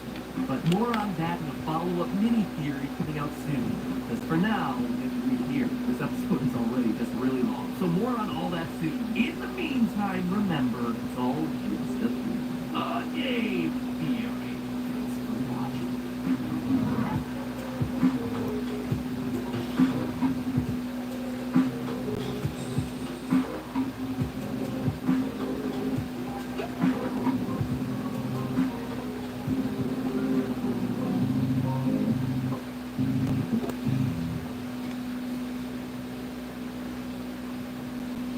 Hey guys, Superhot Bro Mike here, and in today's theory video, we take a look at Granny in our search to explain the mysterious backstory to this creepy house and the murderous old lady that inhabits it.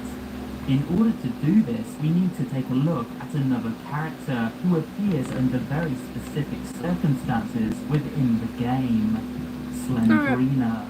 By connecting the dots between these two characters, as well as using clues found around the house itself, I believe we can finally understand the sinister events that went down within this house, the reason Granny wishes to kill us, and why the heck this ghostly figure shows up at all. So let's get started. In case you don't know, Granny is a stealth horror game available for mobile devices, including phones and tablets, on the Google App Store. Oh, Toby, Now, did you see? in case you haven't had the chance to Did play you it see for my yourself response yet, to you in Granny, my the server? player finds himself trapped in a creepy old house full of traps with I'm voids, listening to puzzles to a solve, YouTube and video. items to collect. An outdated YouTube video, but a YouTube video. Baseball bat. They have 5 days to get out of this house before they perish, but there is no real explanation as to why any... I'm skipping that video. I don't like it anymore.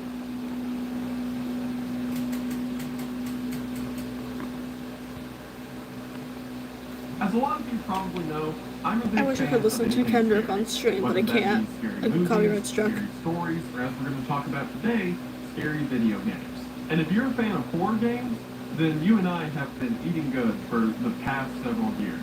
From the new Resident Evil games to the Dead Space remake, and releases I'm very excited for in the future, like Alan Wake 2, and with the genre itself becoming more mainstream as works of video game horror get adapted into other forms of media, like the Last of Us TV show, or, dare I bring it up, the Five Nights at Freddy's movie, meaning that more eyes are looking towards the genre, which means more money's being spent on it, which means bigger budgets, and hopefully even better games. Still holding out hope that that Silent Hill 2 remake becomes Silent Hills PT. Maybe, I'll never let it go. But somehow in the midst of all of that, in the midst of new titans coming out of this genre, and old classics being made new, somehow one of the most impressive games that I've seen out of the past decade is an 8-bit Atari 2600 style game made by one guy. And that game, of course, is Faith the Unholy Trinity is truly a world work beyond the sum of its parts. In a style that Erdorf, the game's creator, describes as the Oregon Trail meets The Exorcist, Faith, the Unholy Trinity is immediately appealing to anyone Yeah. who enjoys retro, 8-bit style video games. And if you go And look anyone at who that looks past that person's surface chat will find history some in of the most my creative stream, and gruesome concepts you could ever probably put to figure out what screen. I'm talking The about, Toby. atmospheres, aesthetics, and concepts of this game are all drenched in the passion of their creator. Erdorf has gone above and beyond to show us the lengths that art can reach when done by someone who really means it. Even if you've never played Faith before, you're probably familiar with it, either from the memes or references a lot of people have made To my online, knowledge, you just click on the such person's as the word profile mortis, and hit or this gift chat of activity. great I don't know black if mods creature can see moving that. around on the floor. And in most of those discussions you'll hear online, people tend to focus on either the look of the game, the whole 8-bit art style, or the horror and scares of the game itself. And while we're going to talk about both of those because they're both impressive, and truly this game has one of the most disturbing concepts I've ever heard out of anything scary ever, like for real, wait till we get to what the second death ritual is. It is incredibly terrible. I love it. But what I want to focus on today is an aspect of the game that I feel is just as impressive, but often overlooked. And that's the story. If you run through the game beating all of the required boss fights and sprinting to the end, you'll see some signs of this greater world the game is set in. But if you take the time to read all of the notes that can be discovered throughout the game, participate in all of the extra boss fights and side quests, and overall think about the actions that you're committing, the story of Faith, the Unholy Trinity, becomes something truly special and I feel deserves to be talked about. And that's exactly what we're going to do today. We're going to go through the entirety of Faith, the Unholy Trinity, look at all the storyline bits, look at all the side content, and come to the conclusion of what this game's really about. Or at least what this self-entitled pretentious YouTuber says that this game is really about. Now with that, there are a couple things of note. For one, I had an interview with the creator of Faith, the Unholy Trinity, who goes by the name Erdorf, and that entire interview is over on my second channel. Erdorf and I had a great time discussing the themes of his game, where his inspiration as a creator comes from, where the inspiration for the story comes from, what a lot of the characters mean. That sounds like a really good episode, though. And for those of us that are fans of the game, word about future projects. It was very exciting. Erdorf was very gracious for lending his time, and while segments of that interview will pop up in this video, if you want to listen to the whole thing, the link to it will be in the description. Both him and I would really appreciate it if you did. And two, and more importantly, if you have not yet been convinced to check out this game for yourself, then I don't know how to help you. It's great. Go do it. As a matter of fact, it's so great, I would hate for this video to be your first exposure to it, and you get all of the story beats and experience ruined for you before you ever press play. So before we get started, what I recommend, down in the description somewhere, there will be a link to the Steam tab for Faith, the Unholy Trinity.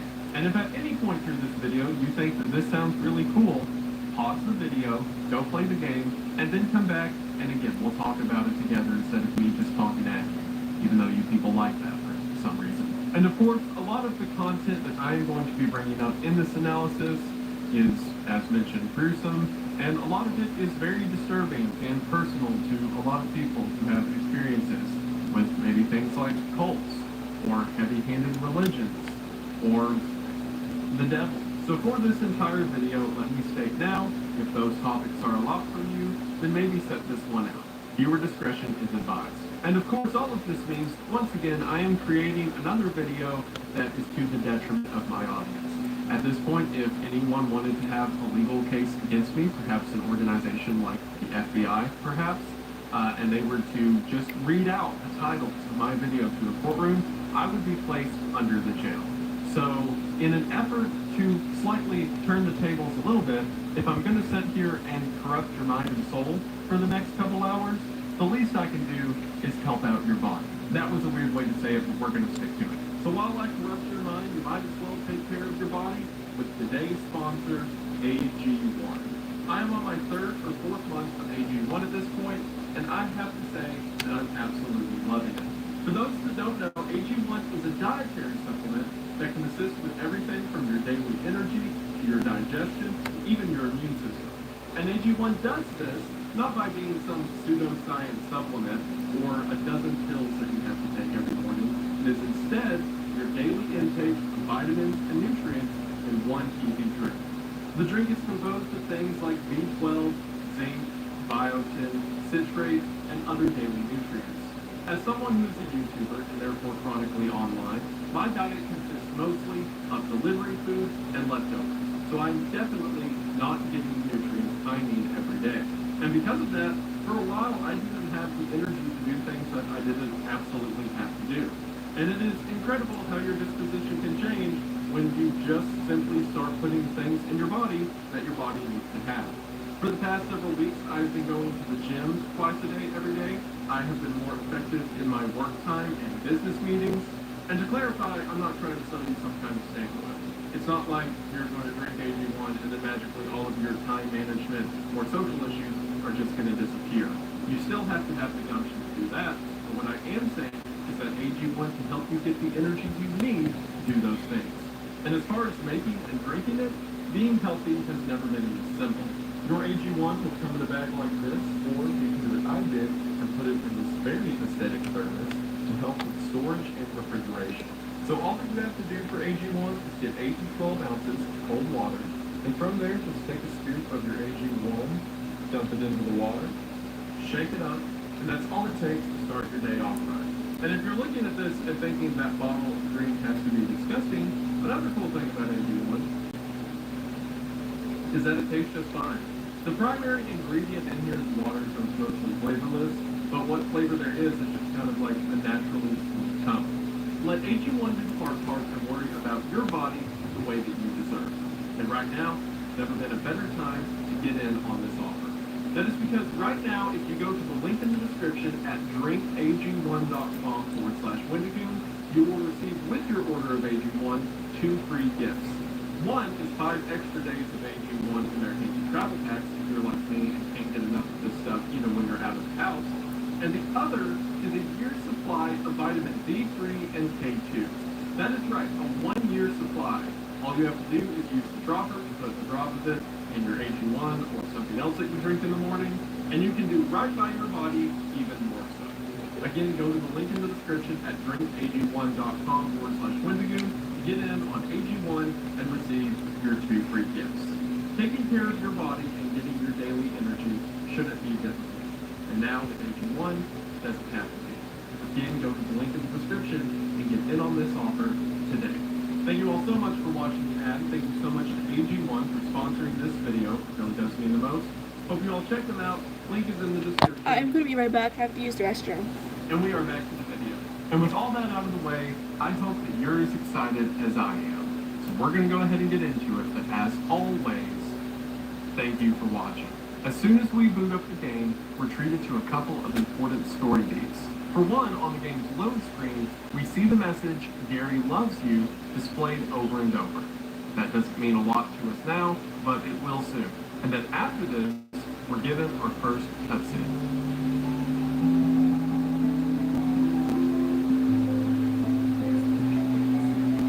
September 21st, 1987. It's been 1 year since I first went inside that house. I have to finish what I started. What I am about to do cannot be approved by the Vatican.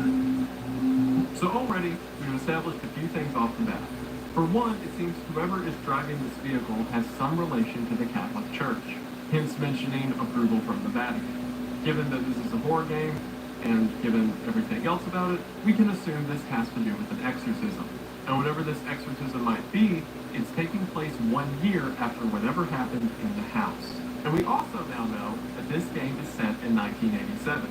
Not only does this match the retro aesthetic of the game itself, but Aaron has said that one of his main inspirations for the game was the satanic panic of the 80s, and all of the conspiracies and horror stories that began to surmount around the idea of demonic cults.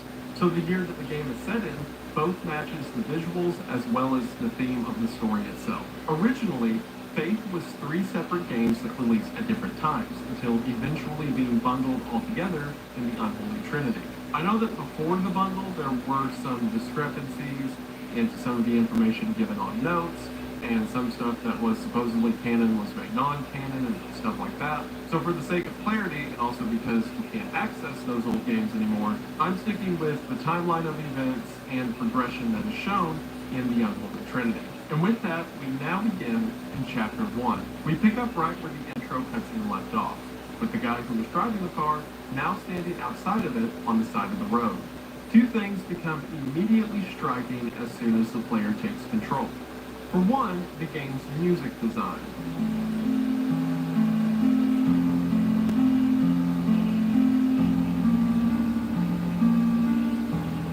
Not only does the music set the atmosphere for the horror that we're about to experience, but as the game progresses, we're going to see some incredible stuff that Erdorf manages to pull off with the 8-bit music scale.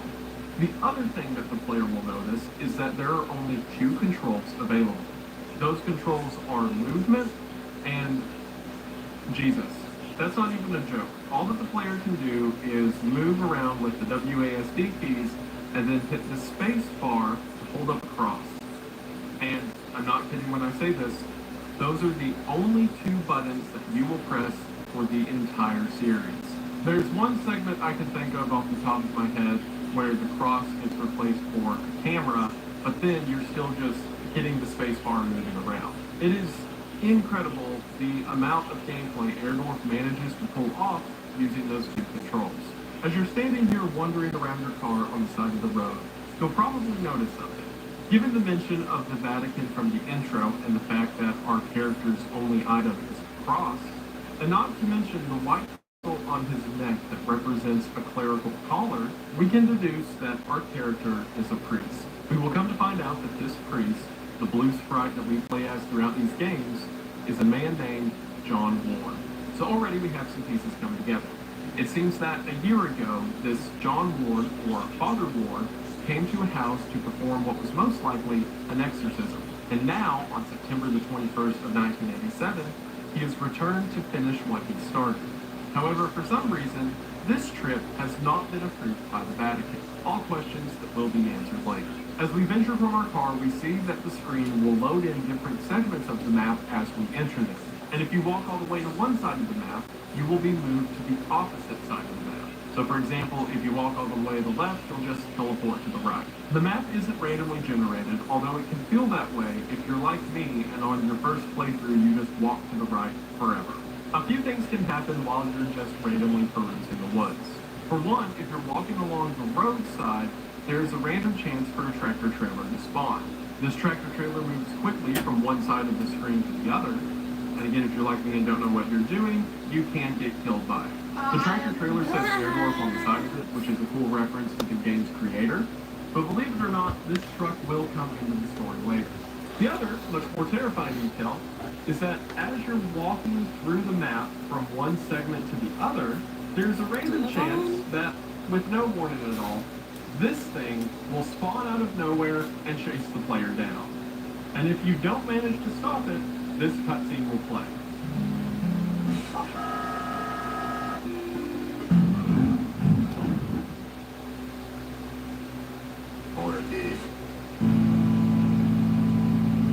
What the player is supposed to do whenever this creature spawns in is hold up their cross using the space bar, which wards the beast away. This quickly teaches the player that their crucifix is a weapon. It can be assumed that we're battling demonic forces throughout the game, given the game's title in that thing we just saw, so it makes sense that the image of the crucifix wards them off. Whenever this creature appears on screen, the music drops out and we hear its garbled speech as it gets closer. When we ward it away, it will say some eerie line as it's chased off the side of the screen. References to demonic sayings or demons in literature, or just references to old internet horror stories, like I have the body of a pig, which not only is a cool old internet lore reference for nerds like me, but as mentioned by Erdorf in our interview, also lines up with the story from the Bible of demons being thrown into the body of swine. So as we're walking through the woods, paranoid of what creature may spawn next, things like a derelict tree or an old wishing well, or even an animal sacrifice. If the player remembers what they learned during the attack, holding up their cross seems to do the trick. If you hold your cross on many of the strange items you come across in the game, it will cause the item to be exorcised, and a note will spawn out of it. This is the primary method for which the story of faith is told, or at least the supplemental materials as to what we see on screen. These notes not only give us greater lore to the series itself, but are some of the most fascinating parts of the story as a whole. So, of course, we're going to go through them. Now, while wandering through the woods, you can come across these notes in any order. So I'm going to relay them to you in an order that I think makes the most sense, although this isn't any canon interpretation to the order they're supposed to be read. And with these notes, we gain context as to who may be involved. My dumbass misread that. You said welcome back. I thought, what? Our first note. I thought, what's up, bitch? Today, I know What's up? Amy's favorite tree Nah, looks like welcome a back. flower. All the Thank leaves you. are falling off I'm it and the stupid. bark is thinning. I guess I'm more upset about it than Amy is. She is totally absorbed in her volunteer work at the clinic. I guess it's good that she found something she's passionate about, but I've gotten ugly looks from some of the women at book club. Kathy and her religious friends won't even talk to me anymore. We'll come to find out that the woman writing this letter is a woman named Cindy, and that Cindy is the mother of Amy. So Cindy says that Amy's favorite tree is dying, but Amy doesn't seem to care because she's spending so much time at this clinic she's began working at. A clinic that, for some reason, Cindy's religious friends don't want to associate with her over. After this, we find another note from Cindy. I caught some people walking through the woods around the house last week. Not kids, just regular adults. They told me they got lost while hiking, and I pointed them back towards the road. The whole thing just didn't feel right. I think I should go dig up Bob's rifle at the store. Well, this gives creepy vibes that there may just be some strangers on the property, and maybe Cindy's just overreacting. The next note definitely tells us something's probably wrong. Bob. The kids and I miss you more every day. The twins and Amy have started their next school year here at home. Amy keeps asking when she's going to be allowed to go to real school. I think she's getting cabin fever. The twins are having no problems occupying their time. Yesterday, they came in with their hands covered in blood. I guess they found a dead deer and thought it would be a good idea to touch it. I think we might have a coyote problem because when I went out with them to look at the dead deer, it was a pretty gruesome sight. All this just a day after the twins' birthday party. Can't wait till you come home. So this immediately tells us that something is not good. Amy isn't Cindy's only kid, she has a pair of twins as well. And these twins are apparently playing in deer carcasses for some reason. Not only that, but Cindy mentions that the carcass was mangled to an unnatural degree. While exploring this area, another note that we'll find is an invitation to a birthday party. This birthday party is for two boys, Nate and Jason, who are both turning 6. Nate and Jason being the name of the two twins mentioned earlier. This birthday invitation also serves a second purpose because if you're like me and were hopelessly lost on the first playthrough, the mention at the bottom of the birthday card that says to go straight past the wells will help players that are lost but remembered that they saw a well earlier. And also, the name of the road they live on is called Snake Meadow Hill Road, which I mean, like, at that point you're just asking for something bad to happen. It also gives us more context to Cindy's note about the kids playing in the dead deer. I mean, like, if they were like 10 or 11, I'd let it pass, but two 6-year-olds playing in a deer carcass, no. Erdorf has also been very open that there were a lot of ideas he had in Faith Chapter 1 that didn't really pan out and didn't go anywhere. Like, for example, there's some notes you'll find during this area that will mention, like, a historical society, or it'll mention, like, gravestones being found on the property and stuff like that. The tolls which kind of add to the mood, but they don't relate to the overall narrative. Is that what you're going to be saying every time you hide? I'm not really going to talk about it. You technically ban someone? While I'm bringing up stuff I'm not going to talk about, there is another YouTuber, you're on YouTube, whose name is Flaw Peacock. And I'm not going to say it all together. I get the joke, but no. I'll link his video series in the description. He did a series looking into faith that series has got, I think it's like 5 hours. Damn. Which sounds like something I would do. But he did a fantastic breakdown of all of the lore, looking at every piece that did go in the story, every piece that didn't, making sense of it all. I'm here mostly to focus on the narrative and tell you all about like the overall themes of the game. But if you just like are interested in the analytics and like a deep dive into all the lore notes that can be found and stuff, check his video out. He did great work and he deserves the support. Again, link in the description. Sticking to our track, however, the next note we find is a note from John Ward himself. This note referencing his first excursion 1 year ago to the house on Snake Meadow Hill Road. The Martin's house lies about 100 yards off of Snake Meadow Hill Road. There's almost no driveway. Trees just out in the middle of a gravel path that is mostly covered with grass. It was difficult to find the house, especially since it was already dark when we arrived. Father Alred seemed to know where he was going. He simply drove straight ahead until we arrived at the house. In the headlights, I saw an old shed off to the right of the path. Father Alred explained that he would rather perform the exorcism away from the house, but the Martins had insisted that Amy remain inside. He complained that having the family present makes it difficult to proceed with elements of the rite that may seem harsh to the layperson. So first of all, we have a last name to the family of Cindy, Amy, Nate, and Jason, the Martins. And in one of Cindy's notes from earlier, we saw that Cindy referred to her husband as Bob, but now we have the names of all 5 members of the Martin family. It seems that 1 year ago, John came to this house on Snake Meadow Hill Road with another priest, a priest named Father Allred. And we also see from this note that John Ward and Allred were here to exorcise the young Amy Martin. Allred wanted the exorcism to be conducted in the shed, but her parents wouldn't have it and wanted Amy to be kept in the house. We find this note just outside of the shed located in the middle of the woods. Upon walking into the shed, we find a key, and when we try to leave the shed, we are once again attacked by this crawling creature. If you've been wandering around the woods for any amount of time, then you've ran into this creature several times up until now. If you manage to ward this creature off a total of 10 times, it won't come back anymore. And on that 10th attempt, it will drop another note. Father Garcia, you are hereby instructed I am to release speaking. Michael The Davies from your streamer care and of return him this to his home stream. immediately. Person hosting the Mr. stream. and Mrs. Davies have already been contacted by our office. A representative of the church is currently en route to their home to discuss compensation in return for their discretion. We will meet our representative there and accompany him back to Rome. Cardinal Gifford. So from this note, we learned that there is a priest by the name of Father Garcia, and this Father Garcia has done something for a cardinal to become very upset with him. This Father Garcia seems to be holding somebody named Michael Davies, and it's causing such a problem that the cardinal wants Garcia to come back to Rome. So who is this Father Garcia, and who is Michael Davies, and why won't Father Garcia let him go? All questions for later. Eventually, while traveling straight past the well, John will find himself standing in front of the Martin household, with the brief image of some purple figure standing in the upstairs window. Using the key that we found in the shed, we're able to enter in. While standing in the living room of the house, we find another note from John Ward, this being his second note about what happened at the Martin household 1 year ago. Mr. and Mrs. Martin greeted us at the front porch. Mr. Martin led us downstairs to the basement, explaining that Amy was down there in restraints. I felt for him.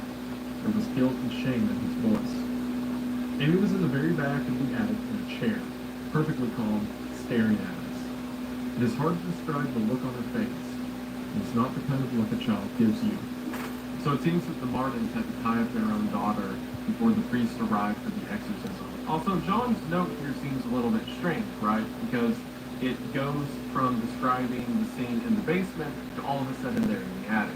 And we'll talk about why that might be in a minute. While walking through the house, we'll notice things in the environment, as well as other things that we can exercise to receive more notes. For example, we see a painting of Bob, Cindy, and their daughter Amy. And then when walking into the kitchen, we see a drawing from Nate, one of the aforementioned twins, depicting a large black shape and someone in a red hood.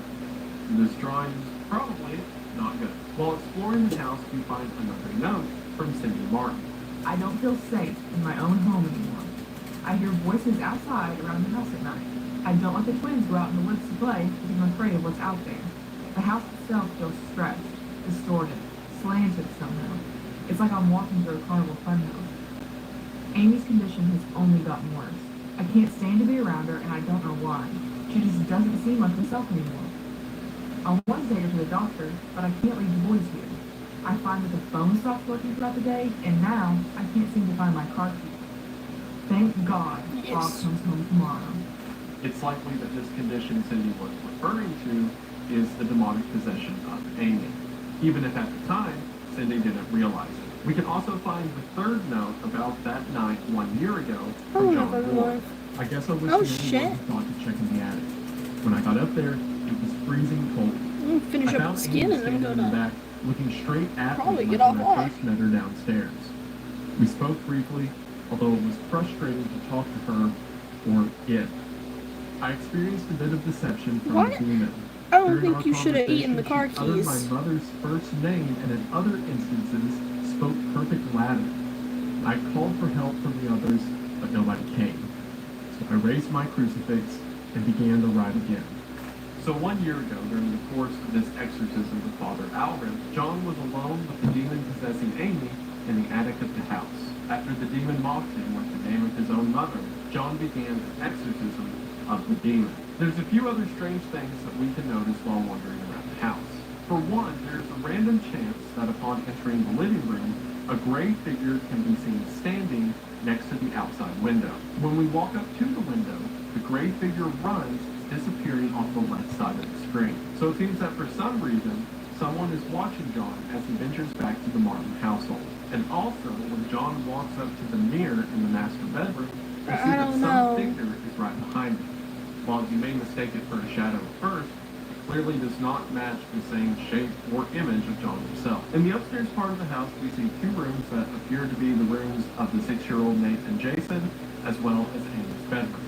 In Amy's bedroom, there is a doll on the dresser that, when exercised, drops the fifth note from Cindy Martin. Bob must be stationed somewhere in the Middle East because he sent over this weird-looking doll for Amy's birthday. I'll ask Anisha about it next time we have book club. She looks like she could be from over there. Amy didn't seem excited to see the doll. I think she'd rather have a phone instead. Or maybe seeing a baby doll makes her feel self-conscious about working at the clinic.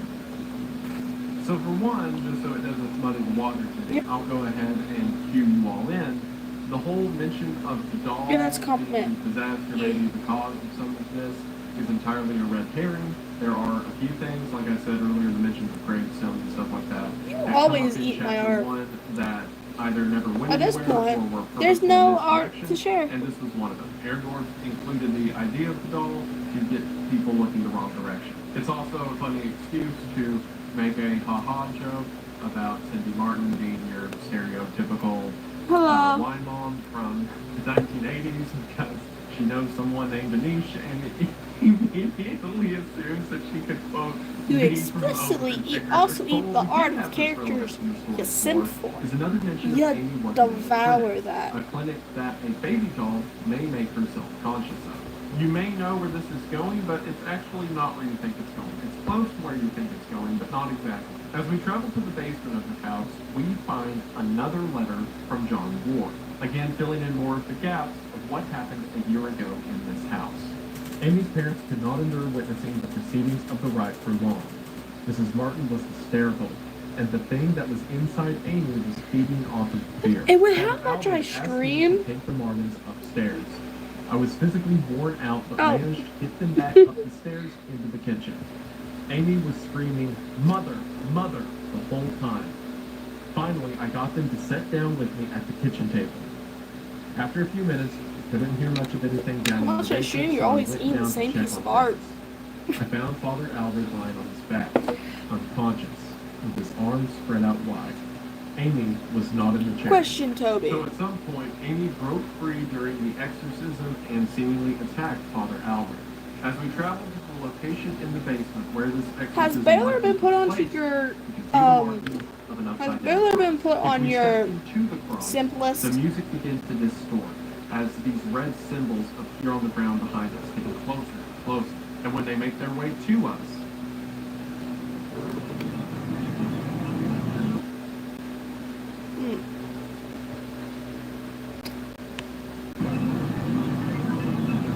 I couldn't remember if they were on there or not. Key in here. before we once again take control of John, now in Amy's room, with John remarking that Amy is still here. One thing I want to mention now that I haven't brought up yet is the art form of some of these cutscenes. You saw it earlier when I showed the animation of what happens if the rake thing kills John whenever he's outside of the forest. But we see the same You have a art good style night. here when Amy rises from the foot of the bed. It's a very visually unique art style because it's clearly done in sort of the rendering capabilities of the platform we're using. It seems to be in an old graphic fidelity. But the movements are much too smooth, and a lot of the line work far too detailed for something that the Atari 2600 could pull Where off. is he? To pull off these effects, Erdorf used a technique called rotoscoping. For those that don't know what rotoscoping is, it is when you take a real IRL visual video of someone moving or of some motion or something similar, and then you trace over it effectively or sketch it into whatever media you're using. Rotoscoping was popular with a lot of early hand-drawn animations. Thank you. So what Erdorf has done here is he has hand-drawn all of these videos depicting the motion that he wants to put in the game, and then the drawn art form he's used has matched the aesthetics of this 8-bit video game. The final product of these incredibly impressive shots really get across Let me a lot of the DM you this core picture of the Bella. games. One of my favorite aspects about rotoscoping is how seamlessly it allows someone to integrate body horror or supernatural horror into real-world settings. For example, if you wanted to rotoscope, say, someone's head exploding, not that we're going to see that later in the series, then all you have to do is get a video of someone doing the motion that you want, and then as you draw that motion, you just have to change the parts of the body or of the individual or of the setting that you want to change. And then all you have to do is blend in the effects that you want to change with the real framework that you've established, and you get these seamless, fluid motions of real people and, real motions that are affected by things that would be near impossible to replicate otherwise. You may not know what I'm talking about yet, but we'll get there. Erdorf pulled off some really cool stuff with the rotoscoping. Back to the game, as John moves from room to room, these symbols will appear again and get closer to him. When John holds up his cross, Amy will appear in 4 different versions in all directions of him.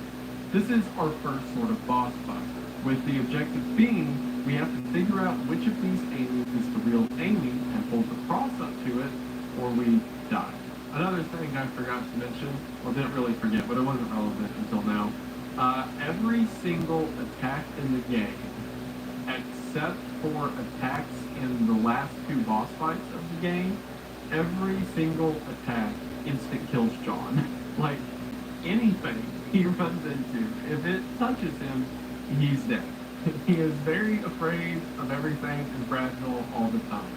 So you have to be careful with it. Each time the player moves to a different room of the house, this attack will reset. Eventually, John will remark that he heard a door open upstairs, and the attacks will cease. Meaning it is now time for John to travel back to the attic. An attic that we have not seen yet, but from the notes, we know that John certainly has. As we make our way up to the attic, we find the final note from John Ward's journey here 1 year ago. Molly, the church might contact you in a few days to tell you Toby, their version of what happened. what's the last art of Celeste you've seen? A year ago, I was involved in the exorcism of Amy Martin. What they said in the papers about what happened isn't true. She, my superior, father, when I confronted her, she managed to cut the power to the house and her own parents. What's the last art I made of Celeste you've seen? I have to go back to that house. The nightmares I'm having are real. She's still there waiting for me. I can still help her. If I don't come back... Yeah. Which art of Celeste have you seen? John. So even though we don't know all of the specifics, we know that something terrible happened in that house. And now John is telling Molly, whoever that might be, that he has to go back. Which leads us to the events of September the 21st, 1987 that we're playing right now. Upon stepping into the attic, John confronts Amy Martin. I saw what happened to you. You see, my face is pretty. I have to finish what I started. Is my priest?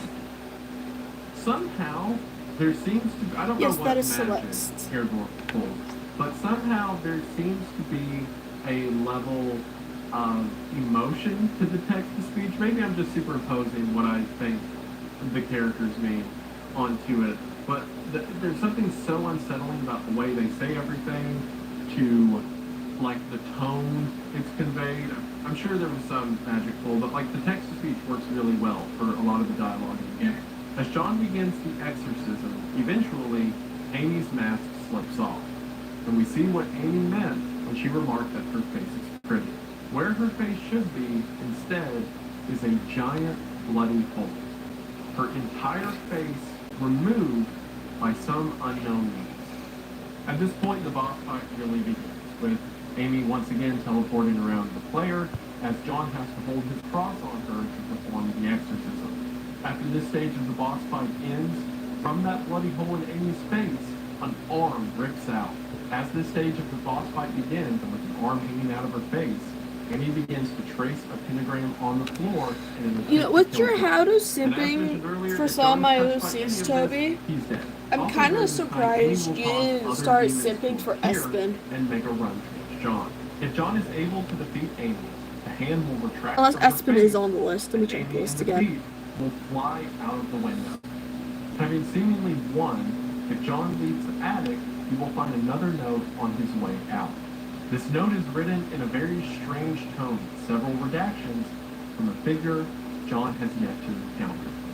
This is the ceremony. No, Espen is not on the list. Let me find her real quick. Let no brother or sister utter it. Prepare the... Use the right index finger to draw the signs of the... on the floor. Bring an impure vessel to the signs of the... Let a brother or sister drink at each side There you of go. the... Carve the face of the blood that fills the earth. Alright, send Espen to you. Let 7 be taken from their mother and lowered into the... Upon the offering of the 7th, the will emerge from the...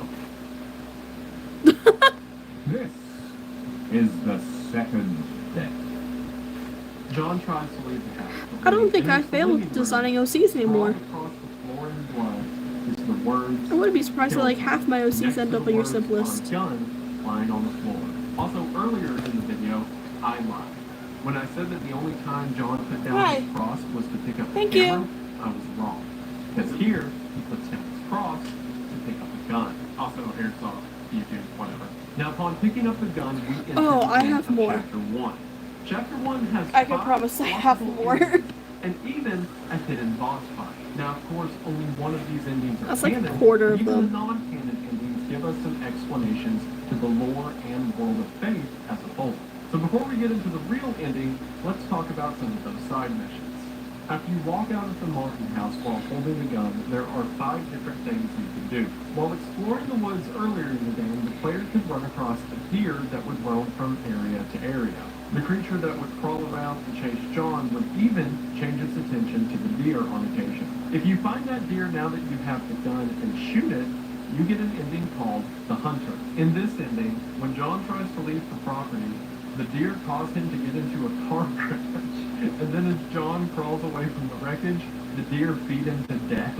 Each ending gives the player a unique note. This note describes how the police found John's body having been horribly mangled by a deer. Again, these aren't canon at all, but they are fun. In another ending called The Offering, John finds the sacrificed animal that appears to be a fox that he saw on his way into the Martin house. If he shoots the sacrifice with his gun and then decides to leave, he's stopped by a group of people in red robes standing in the middle of the road. In this in-game note, we see again text that is displayed in red, like the redacted note about the second death that we saw earlier. However, this letter is written to Amy, and whoever is writing the letter says that they're sad that Amy can no longer work at the clinic, but they don't want her to feel left out. After inviting her to a party at the clinic, they address the letter as being from Gary.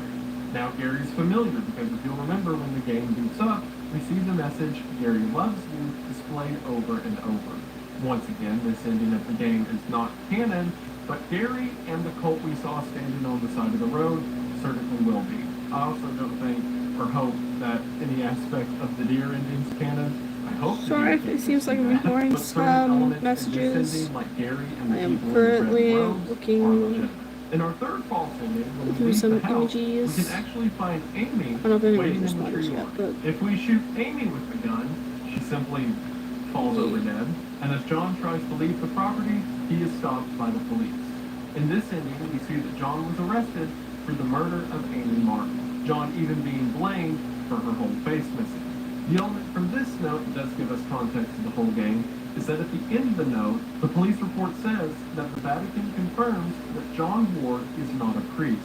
But that doesn't make any sense. We know that previously he went to perform an exorcism with Father Alred, but then again at the beginning of the whole game, he said that what he's about to do has not been approved by the Vatican. So something has happened to John's priestly status between 1986 and 1987. The fourth ending is when, once again while venturing through the woods, we come across the gray figure that we saw outside of the window earlier. When shooting this man for really no reason, and then getting in the car and driving away, the creature from earlier pops up in the backseat and murders John. This letter is written from the suppose I have aforementioned art Father of currently. Garcia. If you'll remember, he is the priest that we heard about in the note that dropped from the creature after exorcising it 10 times.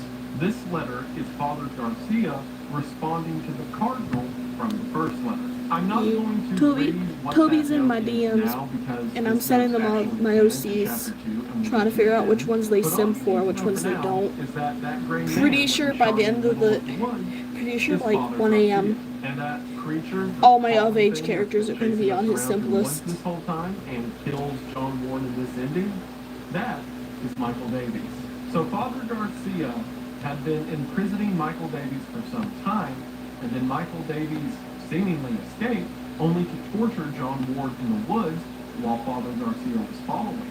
And in this ending, we kill Father Garcia, which leaves Michael Davies free to kill John. Now, given that Michael Davies is this crawling thing with red eyes and red mouth that rips people to pieces, we can assume he's probably possessed, and the child doesn't just look like that.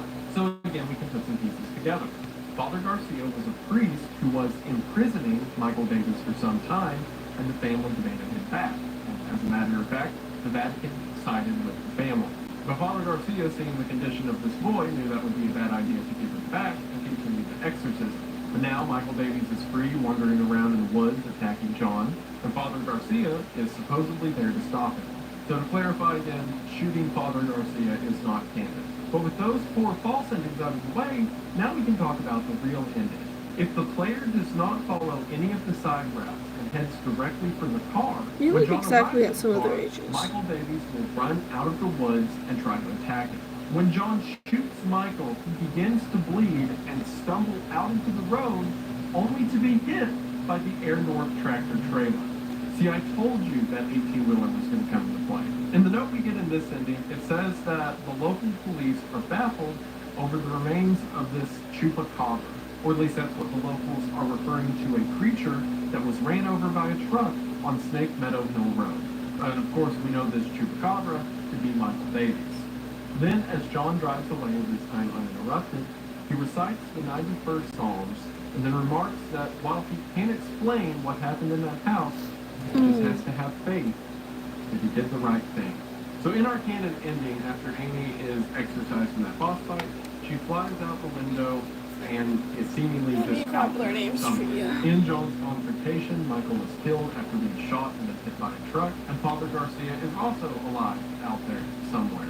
At the end of chapter 1, John seems to be in a point of uncertainty. He came back to this house because he wasn't able to live with the tragedy that took place a year ago. But now, after trying to save Amy and exorcise the demon from her, she's gone out there in the night. Perhaps even worse than when the night began. And Michael Davies, who John has no idea who that kid is now dead. John says he has to have faith that he did the right thing, but at this point he can't possibly know what that means. But on that note, we have the ending of chapter 1. However, there is one more secret at the ending of chapter 1 that we need to talk about. After John gets the gun, if the player wants to not walk out of the Martin house and instead head towards the mirror in the master bedroom when John fires his gun at the mirror. They're a crack bugging me in the glass. arms. John walks back to the living Hello room, to picks everyone. up a new gun, and does this process 3 times. The glass will shatter, and a hand will reach out of the glass and pull John into a sort of mirror realm. While there, John is in a boss fight against this tall, dark creature whose head seems to be a bleeding stump. As John tries to exorcise this creature, it will periodically teleport around the room. After defeating this demon, a new note will drop from it, which is the final note from Chapter 1. October 23rd, 1986. Dear Dr. McLashon, it has been 30 days since the beginning of my treatment here at Yale Psychiatric Institute. Dr. Spinell, who has been so patient with me, has helped me understand my afflictions and has helped me find a way to move forward and accept the truth. With Dr. Spinell's help, I have come to accept what really happened in September at the Martin family residence. I accept that what happened was not the result of any supernatural phenomenon, but rather the desperate actions of a young girl driven to violence by her dogmatic parents and old church rituals that are thought to drive out evil. I am happy to report that, since accepting the truth, my nightmares have ceased and I now enjoy peace of mind that I have not felt since the incident. Given my progress since first coming here, I respectfully request my release from Yale Psychiatric Institute contingent upon follow-up appointments with Dr. Spinell in the future. Sincerely, John Bohr. Now, I know what you may be thinking. You may be thinking, oh, is all of this in John's head? Is John actually in some mental hospital somewhere right now? Is this just a pyrocynical video? But I assure you, it's not going there. However, this letter will have relevance as to the time period from the first exorcism in 1986 and the exorcism now in 1987. For now, just hold on to that thought about John Ward being in the mental ward. John Ward in the ward. Ward's in the ward. Ward. Anyway, the last thing from Chapter 1 I haven't brought up yet is one more note that can be found in the Martin household. If, while exploring the basement, John exercises the baby crib, a note appears from a missionary named Walton. Dear Amy, thanks for writing. It really brightened my day hearing from you. In your letter, you asked what's the weirdest thing I've seen as a missionary.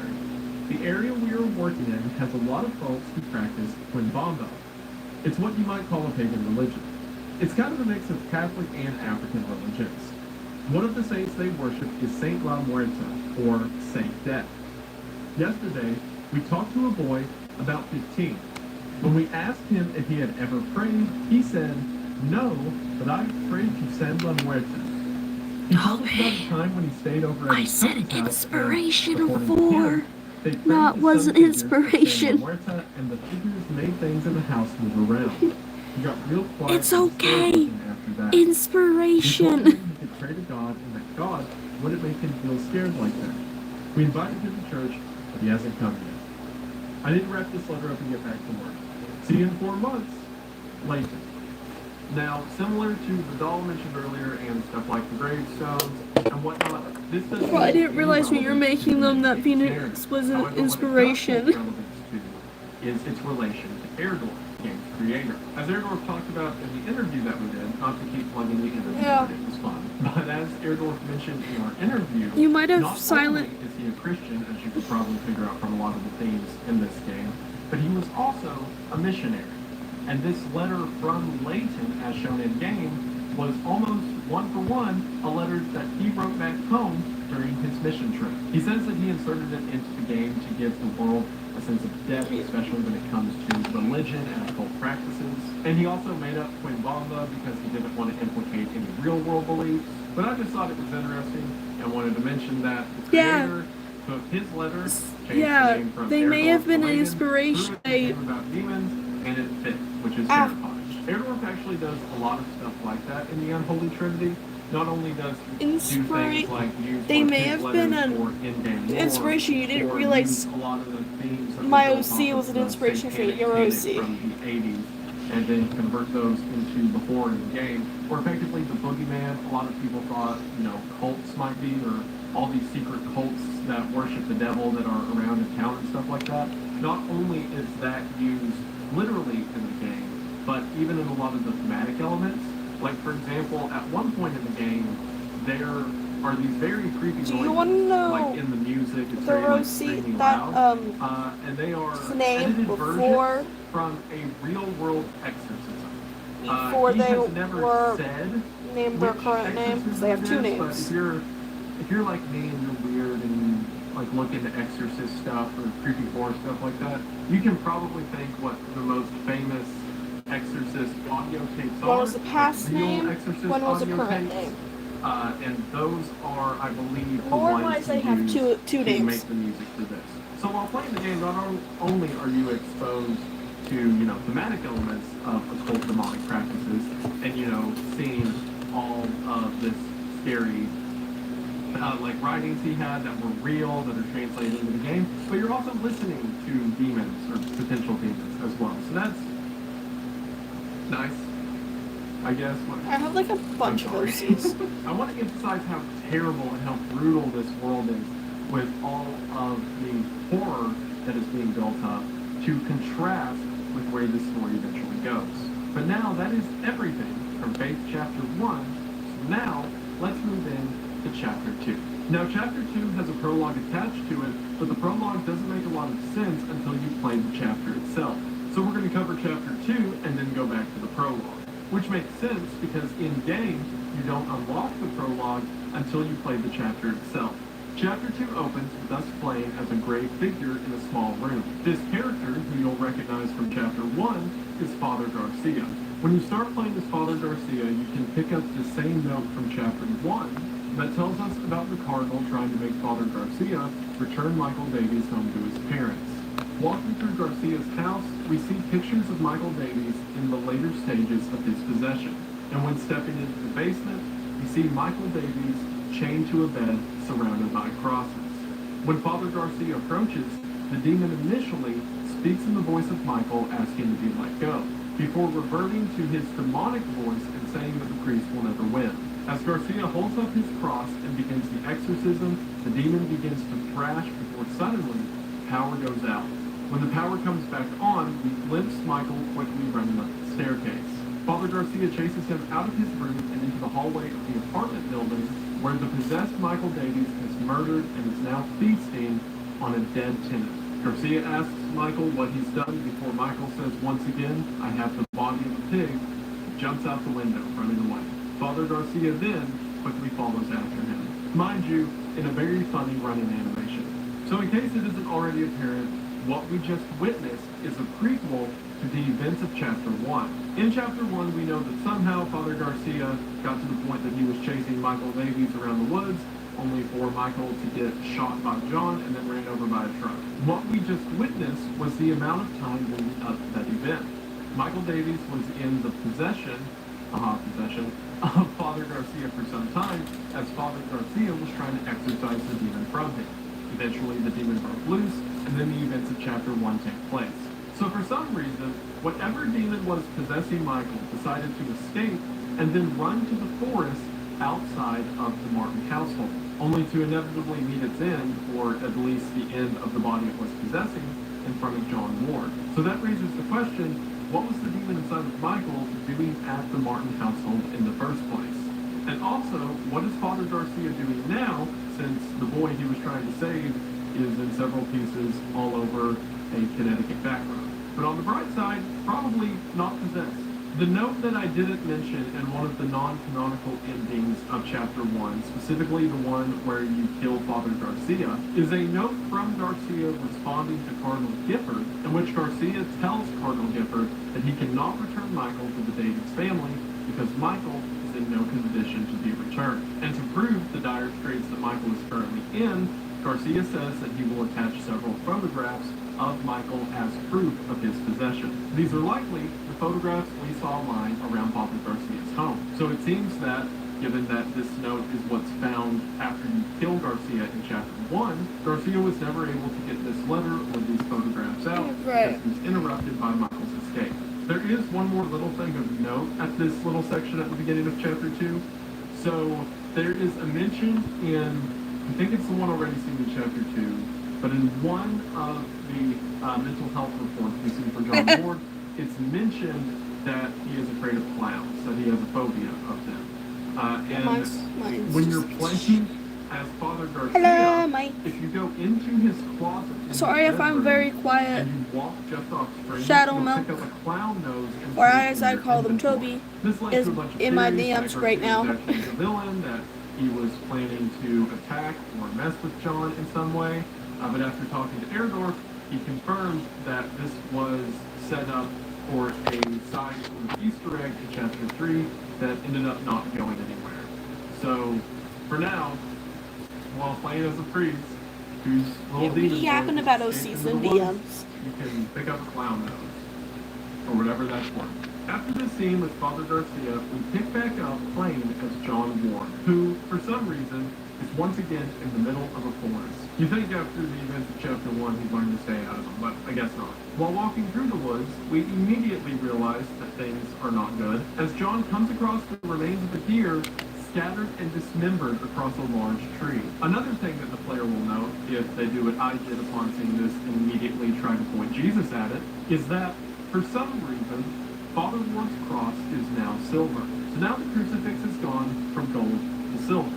We don't know what to do with that information yet, but keep it in mind. Eventually we come to a large gateway, and in front of the gateway, we find an ominous note.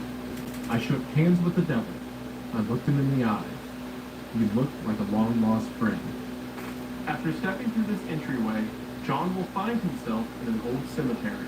There's a note explaining that this tomb is a tomb for the Save family, but the tomb functions as a safe room as you navigate the cemetery itself.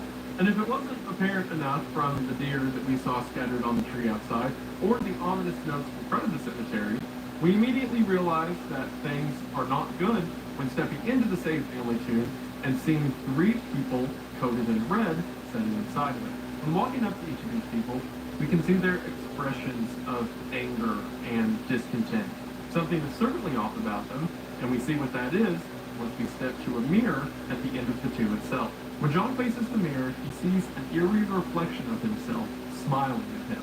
We see the reflection of John holding a key before we're pulled back, and we see the souls of the people sitting inside of the tomb get up and fly to separate parts of the cemetery. From here, the player can deal with each of the 3 souls in any order they choose. If we make our way to the bottom left of the cemetery, we're met with a small boss fight. This creature moves quickly from clouds of fog floating through the cemetery, and the only way to attack him is to wait for him to hide within one of these clouds and try to exorcise him before he teleports away to another. And, as always, if John is even touched by the hint of this ghost, he's dead immediately. When we finally defeat this ghost or demon or whatever it is, it drops a note. However, the note probably isn't what we were expecting. Losing Grandpa was the hardest thing I'd ever experienced. He was really close. I cried about it for weeks. Then my stepmom introduced me to some of her friends. They asked me, would you like to see your grandfather again? I missed him so much, I was willing to try anything.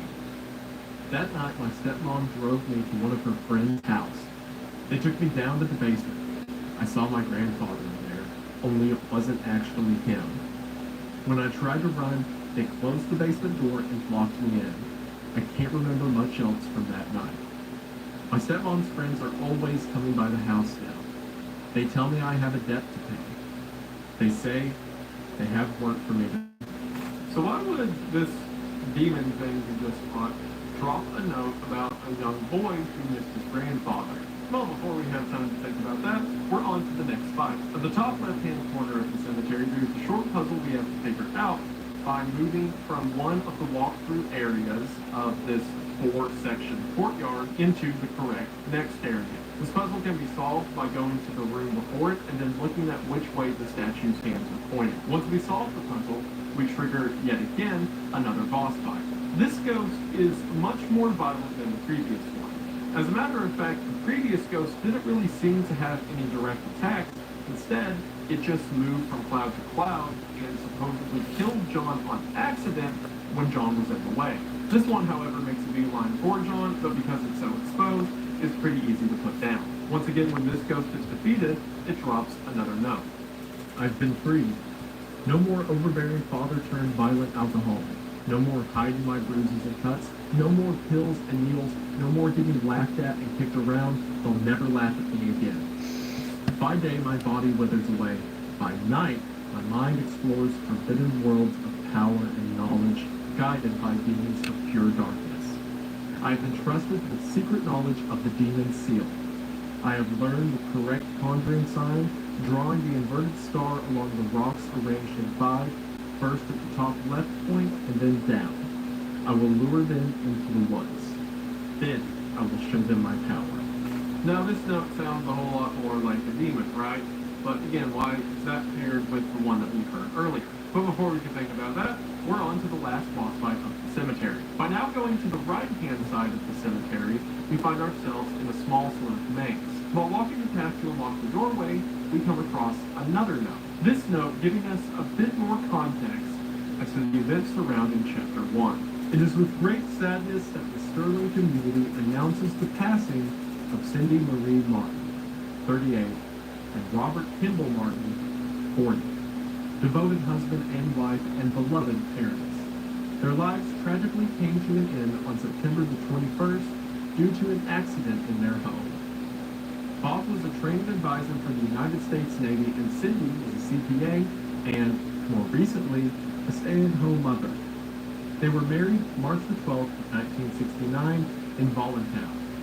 Though not particularly religious, they taught their children to be kind, generous, and involved in the community. A public, closed-casket memorial will be held at Tillinghast Funeral Home at 10 a.m. Thursday.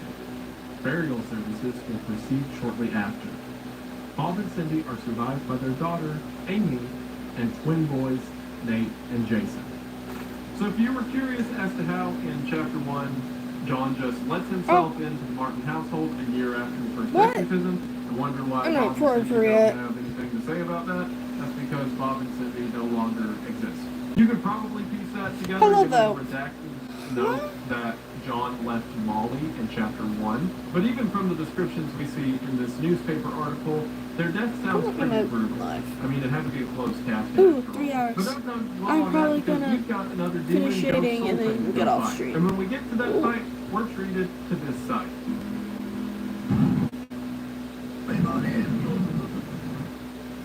This boss fight is kind of a combination of the previous two. While it does move towards us, albeit slower, the majority of its attacks revolve it moving across the screen in set direction, not specifically chasing down John. As long as you can stay out of the way of its attack patterns, you're fine, and upon exercising this ghost, we get our last note from the cemetery. Nobody was thrilled when I got pregnant. Not even a little happy. Even my doctor seemed to be judging me.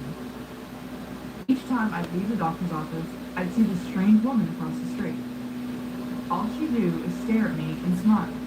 No words, just a big, warm smile. Somehow, it made those visits a little more bearable. After I lost the baby, I saw her again across the street from the doctor's. Her smile was as big as ever, but somehow not as warm and friendly as I remembered. Yesterday, I was walking and was shocked to see a woman standing in the middle of the path. I don't even pay you. You're just a mod because you're my friend. I followed her off the path into the woods. That's when You get paid in art. You get paid with characters you send for. Figure out what these ghosts that we've been fighting really are. If it hasn't already been made clear, there is some kind of cult associated with whatever demonic presence is happening in this town. Again, one of the bad endings of Chapter 1, we see the cult outright. And even though that ending isn't canon, their influence in the area certainly is. Things like the sacrificed animal that we've seen in both chapters. And now these 3 red figures that we found in the Say family tomb. And especially the mention at the end of that last note of a man named Gary. We've heard Gary mentioned multiple times at this point, all in relation to whatever this cult is. So it seems from these notes that Gary and his converts, given the note from the young boy who we first fought in the tombs, have been leading people in with promises of seeing their dead loved ones, of good fortune and power. It's hard. Such light skin. Themselves over to demonic spirits. I mean, we just saw what happened to the souls or bodies of people who were a part of this cult for some time. It seems that this cult has a greater reach beyond just what happened to Amy Martin. John makes his way back to the St. Banjo and on approaching the mirror again, this time, his reflection takes that key and jams it into his own eye. John, now in the real world with his eye bleeding and the key inside of it, stumbles his way out of the tomb and heads to the gate at the top of the cemetery, all the while leaving a trail of blood behind him. Now, supposedly pulling the key out of his skull, John opens the gate and is led again into a sort of wooded area. But upon entering this wooded area, this happens.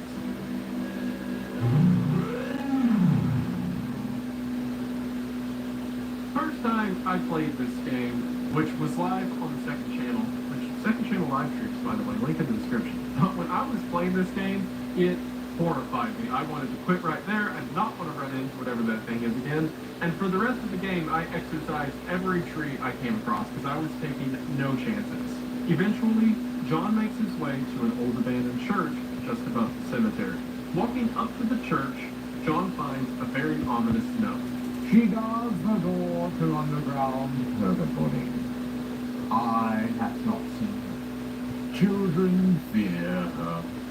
Well, no time to think about what that might mean yet. So if we explore the outside of the church, we'll find that the church itself is surrounded by a large cornfield. Walking into the cornfield, John can exercise a scarecrow, which reveals this note. I had to come back. I had to walk through the corn one last time. I wasn't sure what I would find. Dogs? Children? The thing that took them? It had been 5 years. I couldn't even find the little graves anymore. I just walked in the field until I found that stupid grinning scarecrow. As I listened to the night wind blowing through the crops, it was like the scarecrow was mocking me. I turned around to go back, and that's when I heard it behind me. Well, it was more like I felt it. I didn't dare turn around. We just stood there. Me, the scarecrow, and the doomed child. Finally, I mustered up a tiny bit of courage and turned to look. It immediately fled in the opposite direction, crashing through the rows of corn. I ran too. The little I saw of it drained the blood from my face and made my skin crawl. I say it because whatever I was looking at didn't have a face. Just a bloody, gaping hole. This immediately reminds us of Amy Martin, right? Because when's the other time that we've seen something with a giant hole for a face? Another detail is that while walking through the cornfields, John will often spot a small purple child quickly moving just off screen. We don't have enough information to know yet if this is the child that maybe the note was referring to, or maybe this child is related to the creature with a hole for a face, or maybe it's just a young William Afton. Upon stepping into the foyer of the church, we find a note laying on the floor. Day one of our paranormal investigation into the old Snake Meadow Hill Church. We've got 3 cameras, a box of tapes, and enough beer and beef jerky to last us a week. On our way in, we asked some of the locals about the church. It was mostly the stories we had heard before, evil spirits dragging children into the cornfields and secret tunnels under the chapel. But there was this spindly lady game that we hadn't heard yet. Apparently, it has to do with summoning the spirit of a woman who used to take care of the orphans back in the 50s. There was even an old rhyme they told us. Walk the church from room to room, and maybe you will see her. She will move when you do, but never try to trick her. Awesome. We're going to try the game tonight as soon as we get settled in. So first of all, this church is called the Snake Meadow Hill Church. That should be familiar because the house that the Martins lived at was on Snake Meadow Hill Road. Likely, the Martin household and this church are somehow connected, at least geographically. The other thing is this detail of the spindly lady game. In every room of the church, there are a series of candles laid out on the ground. After some guesswork, the player will eventually realize that the candles line up with the rooms of the church itself. One candle representing the player, one candle representing something else. If the 2 candles become one lit candle, that means you are currently in the room with whatever this creature is. By checking different areas of the room by holding up your cross, eventually, the spindly lady will appear. This is again another boss fight, and when defeated, the spindly lady won't respawn. Once we find the spindly lady, she'll begin an attack pattern where she teleports away from the player and then flies at them. Compared to the fights we've had up until now, it's pretty tough. Once we finally defeat her, the door to the basement will be open in the main auditorium of the church. Now I know that those of you who know the game know that I'm skipping a lot of chapter 2 and church right now. But right now we're just looking at all the canonical main stuff. Once we figure out the nature of chapter 2 itself, I'll go back and talk about the exploration stuff. As we walk down the stairs into the basement, we find a note written by someone named Father Clark. This is my final memoir, hastily scribbled on a page of the good book. I now descend the staircase, knowing full well that she waits for me ahead. Checking my old watch has revealed something quite astonishing. Time doesn't change down here as we know it on the surface. Even now, the hands don't move past 2 o'clock. God's work be done, I have been to where only the faintest light shine and protect from things unspeakable. God help me, Father Clark, the foolish old man, going mad in this dark prison, ears bleeding from the screams of a demon. So here we see that Father Clark, who was supposedly a previous priest at this church, fell victim to whatever creature was inhabiting it. There is a sort of clock face laying on the ground in the next room, and then when stepping into the room after that, we see that the room is completely dark other than a series of symbols laid out on the floor. The symbols correlate to the clock in the previous room, and what we're supposed to do is trace the clock around its side, figure out the correct path to take to get to the other side. If John doesn't step on the symbols in the correct order, then all of the symbols will disappear as a sort of timer begins to play, and John has to run back to the start of the room. And when he gets there, he sees exactly what was chasing him. Now, we have no idea what this creature is yet. We will soon. But whatever it is, it's big and frightening. Once we finally do get to the other side, we're led into another room that has these sort of gray effigies all around it, with the word Mother of Demons scrawled into the floor. After walking back up the stairs, we find ourselves once again in the middle of the woods. However, this time, playing in a circle of rocks, we find a very special note. 3 murders in the latest wave of ritualistic killings, Sterling, Connecticut. The bodies of 3 young people were discovered in the woods outside of Sterling last night, in what authorities are calling a ritualistic murder. Sandra Atwood, Angel Nogles, and Troy Ingalls are the names of the unfortunate victims who were apparently stabbed multiple times and beheaded before being killed. Yes, you are, Toby. Pandemonium Regnant. 2 of the victims' bodies were only partially burned, although authorities would not specify who. But I'm fine with The that. bodies were found several miles from Gallup Cemetery, where residents reported a tomb had been desecrated.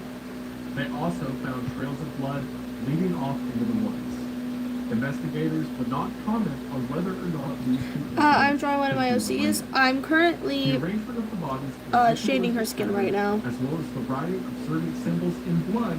This is on difference right now because I have to, like, because if I don't have this on difference, I can't see where I'm putting highlights on, like where I'm finishing up shading.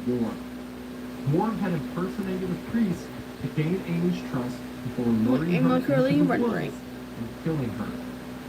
Investigators are asking residents to report And if I have it on the activity mode I to will police. use, Authorities are urging I can't see where Sterling I'm putting to not color. mourn the loss of Atwood, Nogles, and Ingalls because after all, they were degenerate devil-worshipping thugs who were hooked on crack cocaine and hated their parents. Why even conduct an investigation at all? That's what you would like them to think, wouldn't you, John? They were just 3 pathetic outcasts who got what they deserved, who actually did the community a favor. Here, let me put it when on. you found them high in that tube. You can't see shit. You stalked them through the grave. They are bugging. He is bugging me in DMs. But I don't mind because I'm sharing OC lore with him. Everybody knows that removing the head is the only way to kill a snake. Well, guess what? You didn't kill the snakes, John. You cannot kill He is one of my kill. besties, Thou shalt so not raise up without him. so he gets free pass. Thou couldst not kill Amy. Thou shalt not destroy my works, for they are the works of the eternal dragon. Even now she is at thy door. Her hand is at thy throat. Yet you see her not. I will have thy soul, for I am the God of this Will world. have thy soul, for I am the God of this world.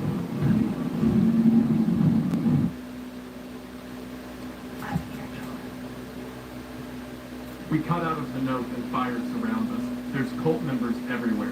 Amy is watching us behind a tree just above.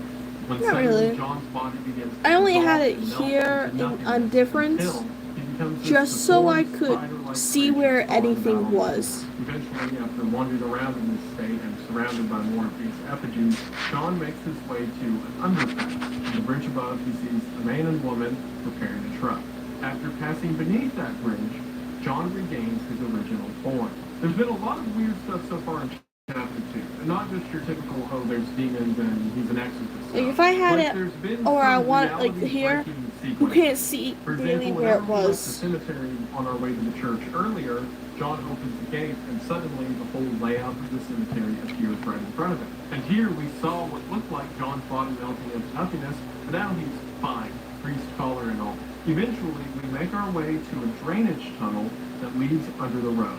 To give some context to this, we find another note. 2 more bodies have been recovered from the drainage ditch under Snake Meadow Hill Road outside Sterling.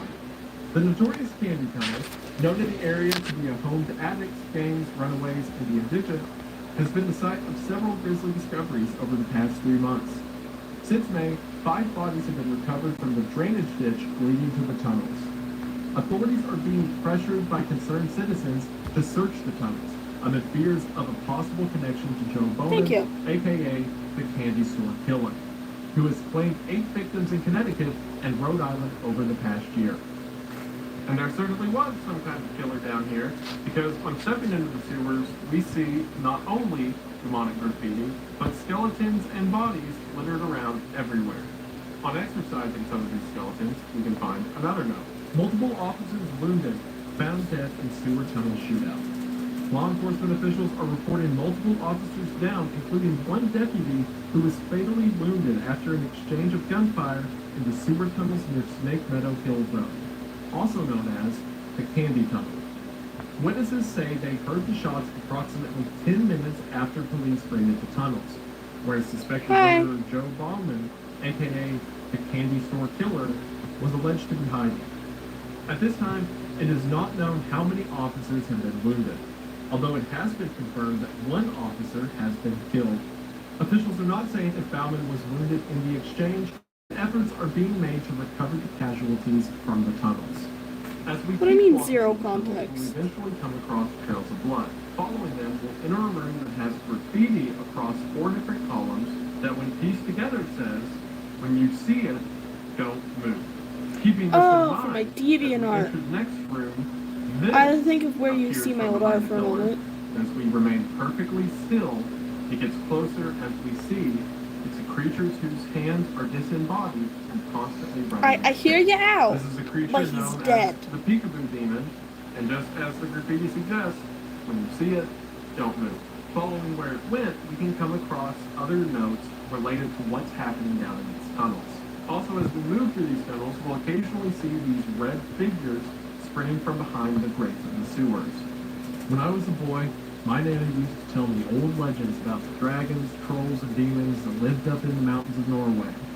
In those old tales, the people were never strong enough to kill the monster, so instead, they would sacrifice one of their own to appease it, keep it satisfied. It was like a deal with the devil. One God sacrifice damn per it. year so that the beast would not come down Not from the the old art mountain and jump slaughter the scare. entire village in one night. There was no Candy Store Killer. What we're dealing with is not even human. When I got separated from the other officers, I saw the damn thing dragging what was I'm left gonna of nuke my Jenkins DeviantArt. down into its lair. That's when I understood. The bombs and the tweakers, the ones with grid and the child prostitute runaways, they'll eventually come back to the tunnels. They always do. It can happen for all I care. Because Nobody lore. wants them around, except maybe that thing. And I tell you what, I hope to God it never gets tired of them. So whatever's down here is supposedly feeding on people. And the witnesses are so afraid of it, they want it to keep feeding as long as it's not on them. There's another sort of secret note that can be found when traveling just off screen to a hidden corner of the room. This is as far as I'll go to hide my stash. Nobody goes past the first pipe. Nobody except those strange people with their bodies painted red and their eyes like animals. Twice a month they come and pass right through into the deeper tunnels. Sometimes I can hear them yelling or chanting. Sometimes I hear something like an old woman laughing. Sometimes I hear things that aren't even human. Whatever they are, they sound really, really big. As is to be expected, this cult is involved in some way. They're holding rituals and sacrifices, it seems, down in the sewers, and as we've seen from the other notes, innocent people are paying the price. As we continue to follow the path of blood, it will eventually lead us to a dark room. In the corner of the room is a flashlight. On picking it up, you can see the carnage across the walls and floor. And at the center of this He is a carnage, demigod, John will so I encounter can the understand. basement demon. When meeting him, the demon will say, "Welcome, blasphemer." And another I am mock drawing one of my This OC's fight Eris. is particularly difficult on She your is first based try off because you the can only see a Greek limited goddess amount of the room Eris. in whichever direction you point your flashlight. And again, being touched by the demon in any way kills John. During the fight, however, as John whips his flashlight around the room, he will catch brief glimpses of the same child from earlier, or even two children at a time, sprinting across the room. After a couple phases of attacks, the boss will be defeated, and John is now allowed to leave the area. Using his flashlight, he can now venture into the dark tunnel with cryptic symbols, and at the end of the tunnel, he will see a red figure springing away from him. Now, at this point, we've seen these red I am figures listening before. Not to only have they appeared in a posters YouTube in the video background from Wendigo. of areas, but while walking through the sewers, it's possible to run into them, in which case they need to be fended off with a cross.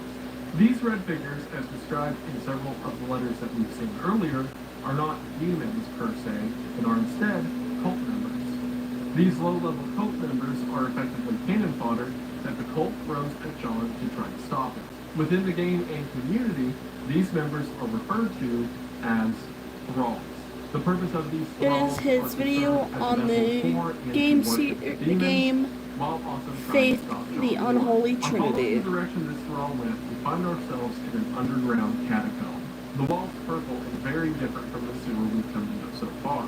We find a door with the depiction of a goat-headed demon. You have too many but are unable to wives pass and as the door is husbands. locked. While looking for a way out, we can use our flashlight to look at the ground and see, once again scrawled in blood, phrase, "They hate the light." Keeping this in mind, we walk Like into the half next my room, OCs are your and we are wives suddenly and attacked by husbands. what appears to be high-ranking cult members. Or at least I assume they're high-ranking, considering that thralls run around naked, painted red, and these guys get to wear clothes. So that's high-ranking in my book. As these cult members approach us, John shines his light at them to force them into the shadows. Using this technique, John can make his way around the Do you want to room see- and eventually find yeah. a sort of altar with the Do you key want to underneath see it. If John walks to the Kuro's top of children? this room, he finds a note hidden behind 3 different symbols. These symbols block John's movement, but the note definitely looks like ones we've been able to pick up until this point. So why can't we get to it? More on that later. John then has to make his way back through the room filled with the high-ranking cult members, but as he does, there's a picture of what appears to be a nun at the front of the room. The John mouth can even OC. exercise the picture. Much like the note that we weren't able to get to earlier, more on that in a minute. Now able to unlock the demon's door, John steps through and finds himself in a hallway, now no longer needing a flashlight. Yeah. But then suddenly, as he walks through the hallway,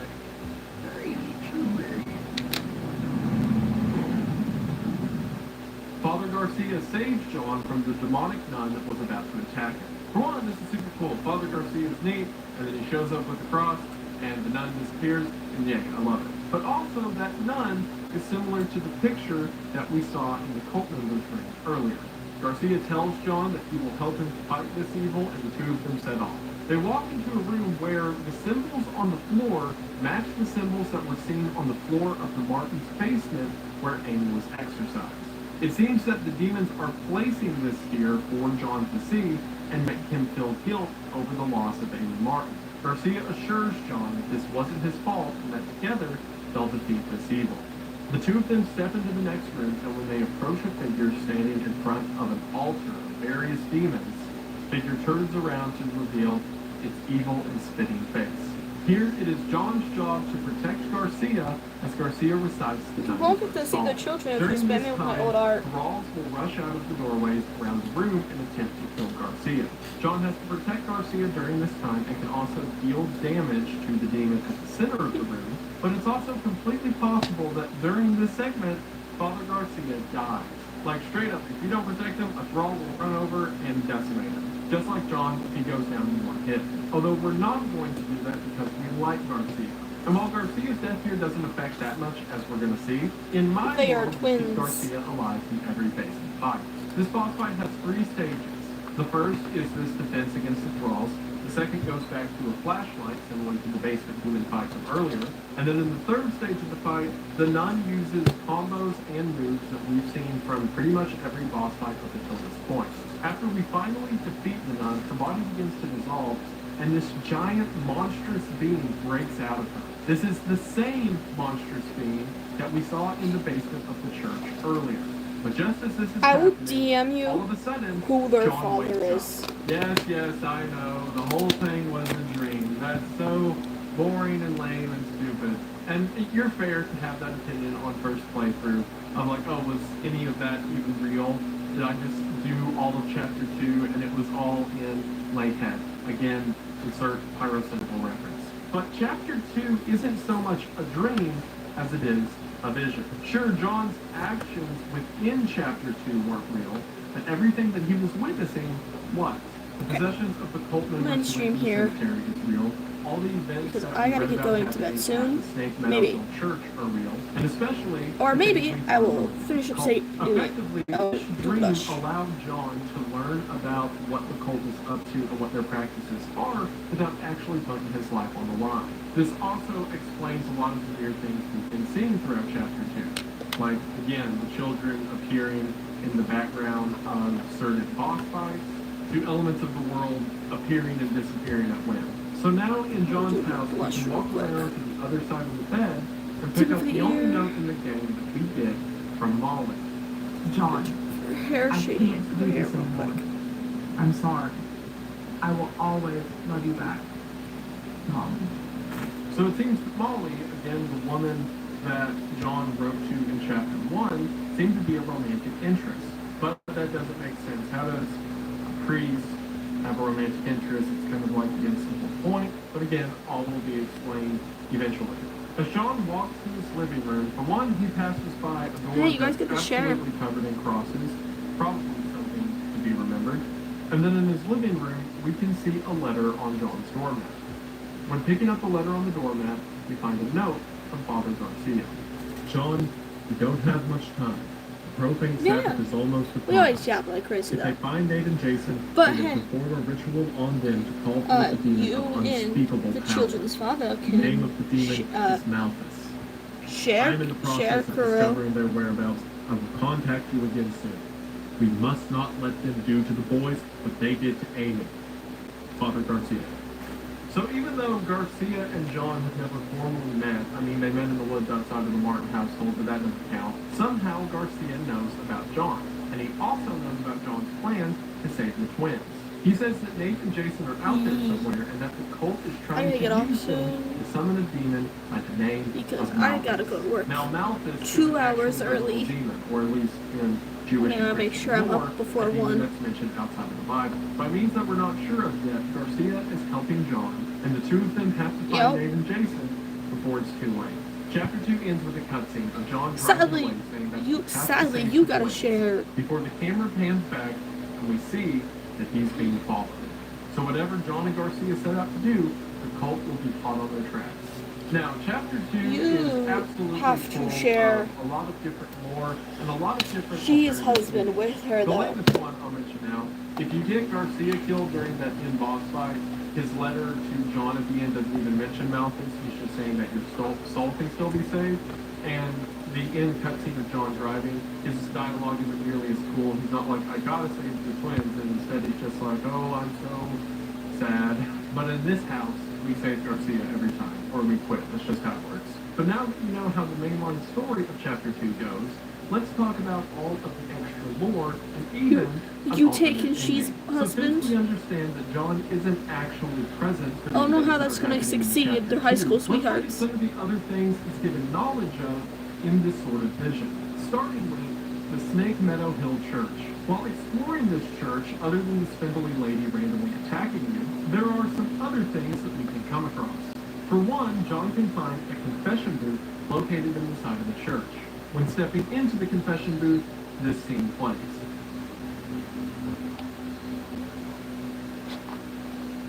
And for the Father, for I have sinned. Receive Savior and good Christ. I try to save man girl from evil. My fear solver can be. I turned my account from industry.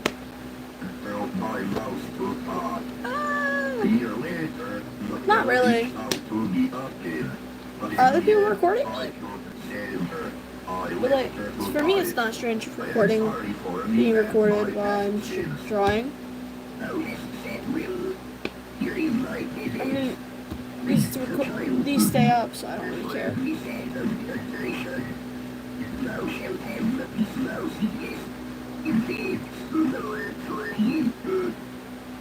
For his mercy and pure forever. So this opens up some questions.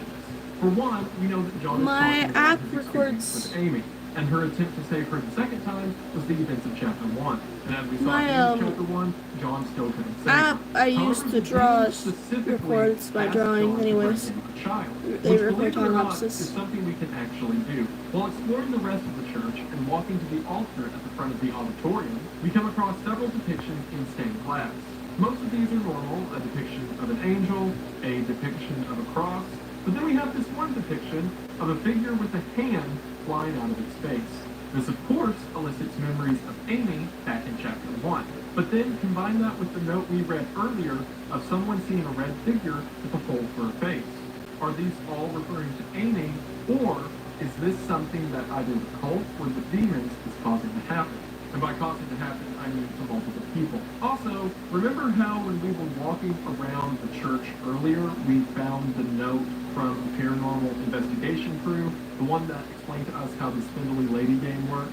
Well, while exploring the church, you can actually find the 3 other notes that tell us what happened to that crew. We still haven't found a way into the basement, but we found something just as cool. A secret passage in the old confession booth leading to this hallway. Henry's going into town to buy a crowbar. We'll see if we can't get these boards off some of these doors. But that's not even the best part. We caught an EVP. You can't hear it on tape very well, but to us it kind of sounded like laughing. Thank God we brought the nice mic. We'll review it on the sound gear once we get back into town. Night 2. We're going to be rich. We've caught Thank you. supernatural stuff on camera before, sure. Doors opening on their own, things falling off shelves, but nothing like this. It's all about getting Tonight, used while to we were your playing the audience. Spindly Lady game again, one of the candles lit up by itself as Called soon as getting Lars used to walked into it. the room. Because It I'm was used to nuts, like and we drawing did it all progress on being tape. recorded We're because I gonna used to make use a fortune IBS. selling this to the Just TV kind of just station. get used to things. You just gotta Night get 3. used to it. Shouldn't have come here. Tape's missing. Lars stuck behind basement door. Henry hasn't come back yet. Can't leave anyway. So yeah, they're probably fine, sure. You're probably picking up that this church has a lot of connections to everything else we've seen in the plot. Something happened here back in the 50s, and a group of kids somehow died. And in the prologue to chapter 2, we get some more explanation as to why this church is so important. But before Yes, we talk about you the do. prologue, I want to talk about chapter 2's secret ending. Remember how when we went to that underground temple, there were the 3 symbols between us and the last note? Well, to get that note, the player has to perform 3 demonic actions. Now, why would John perform these 3 demonic actions? I don't know. It's not canon. John wouldn't actually do that, but it's fun for us, so why not make John do it? The first of these actions can be performed after John's reflection stabs himself in the eye with the key inside of the Save family tomb. If, while dripping I'll write blood, that into John lore. walks back Do you to the want to series become the of teenager laws one's that he husbands, fought though? again at the beginning of chapter 2, and then just as the note from the thrall that he killed in the cemetery Hello. instructed, remember the one that specified how to draw a pentagram, if John traces that track with his blood, it will cause a pentagram to appear and a demon to spawn in. This demon will charge at the player, but after defeated, drops another note. Notes: new patient initial consultation. Hello. Subject: John Thomas Ward. Thank you. Present: Dr. James I Stone, PhD, do not do that, I'm and 2 sorry. orderlies. Subject non-responsive for first half hour, followed by fragmented exorcism narrative. Subject unable to maintain consistency in story. For example, stating that Amy was in the basement and then saying she was in the attic. Subject insists incident was the result of demonic possession. Cannot declare subject of sound mind. Will require several more sessions to fully understand subject's mental state. Will advise Martin family attorneys. So again, it gives us another note from John's time in a psych ward. This one calling out John for being an unreliable narrator, which actually highlights the thing I mentioned in chapter 1, where John's note goes from the description of Amy in the basement to the description of Amy in the attic. The attending physician is trying to discredit John's experience. We'll see another note from this doctor after we performed the second demonic act. Remember how in the church, the voice in the confession booth said that we need to bring him a child? Well, for our second demonic act, we bring him a child. If, after receiving this note from the demon in the confession booth, if John walks to the cornfield behind the church, the child that earlier was only spawning off the side of the screen will now begin to follow John. He will follow You John can all pull the a way back robot to the edge. church, and if we walk in front of the confession booth, the mirror demon from chapter 1 will reach You out will pull an and alien grab robot. the child. This will then pull John into another boss fight. After the mirror demon is defeated again, we receive Do you another want to note. see Subject is suffering from delusion. the In John's robot mind, form? he plays the role by of the the way? hero sent by God to protect the innocent. In order to escape the consequences of his actions, he has created his own reality. In order for everything to make sense, he needs to believe in the evil spirits and paranormal occurrences. I recommend an in vivo approach until we can get John to accept the truth. And for the love of God, please have Miss Martin transferred to another facility. Somehow, John knows that she is in here with him. So this letter is really interesting. For one, we see that the physician is again trying to denounce John's purpose, and he says things like John thinks of himself as a hero, but given the John we see, that's not at all the case. I believe the physician just hears John talking about demons and trying to save her, and thinks that John has a messiah complex, when in actuality John thinks of himself as not a messiah at all, and very unable and self-degrading because he couldn't save Amy. But what's interesting is that note at the end, where the physician says that somehow John knows Amy is in the facility. And while the physician is saying that this is because John's delusional and maybe overly paranoid, so he just heard Amy was here, so he's freaking out, it's most likely because John, after the events of 1986, just witnessed the carnage that happened at the Martin household, and now knows that the demon is inside the hospital with him. Finally, the last demonic act we can perform is when John is transformed into the spider creature, or whatever this crawling thing is. If, just before traveling beneath the bridge where you can see the couple working on a truck on top of the bridge, if John goes back down and then up to get onto the bridge itself, John can kill the man and woman while in this demonic state of being. After that, he can just leap back down and then go about the level as usual.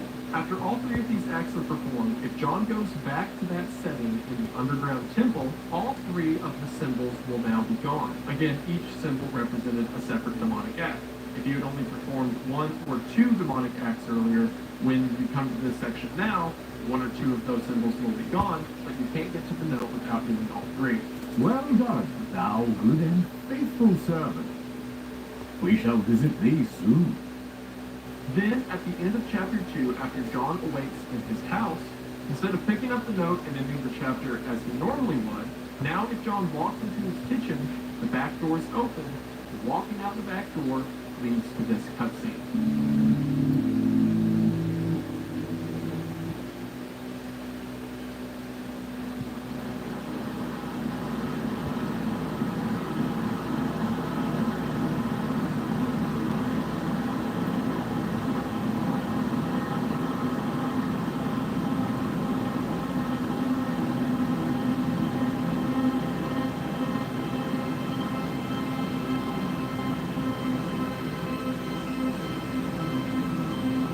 Forgot her makeup. Shit. Now, of course, this isn't canon. John didn't do those demonic actions in his dream in the through storyline of the game, but if, again, the player wants to do this for funsies, he can condemn John's soul to hell forever. I'm a fan of this ending for a few reasons. For one, typically in video games, the bad ending is the one you get for playing through the game normally, and the good ending only comes once you do all of these hidden steps. And as we'll see, that's certainly true for Chapter 3, but here in Chapter 2, you have to work for the bad ending. While I was talking to Eridor, he gave me a very compelling response as to why that is.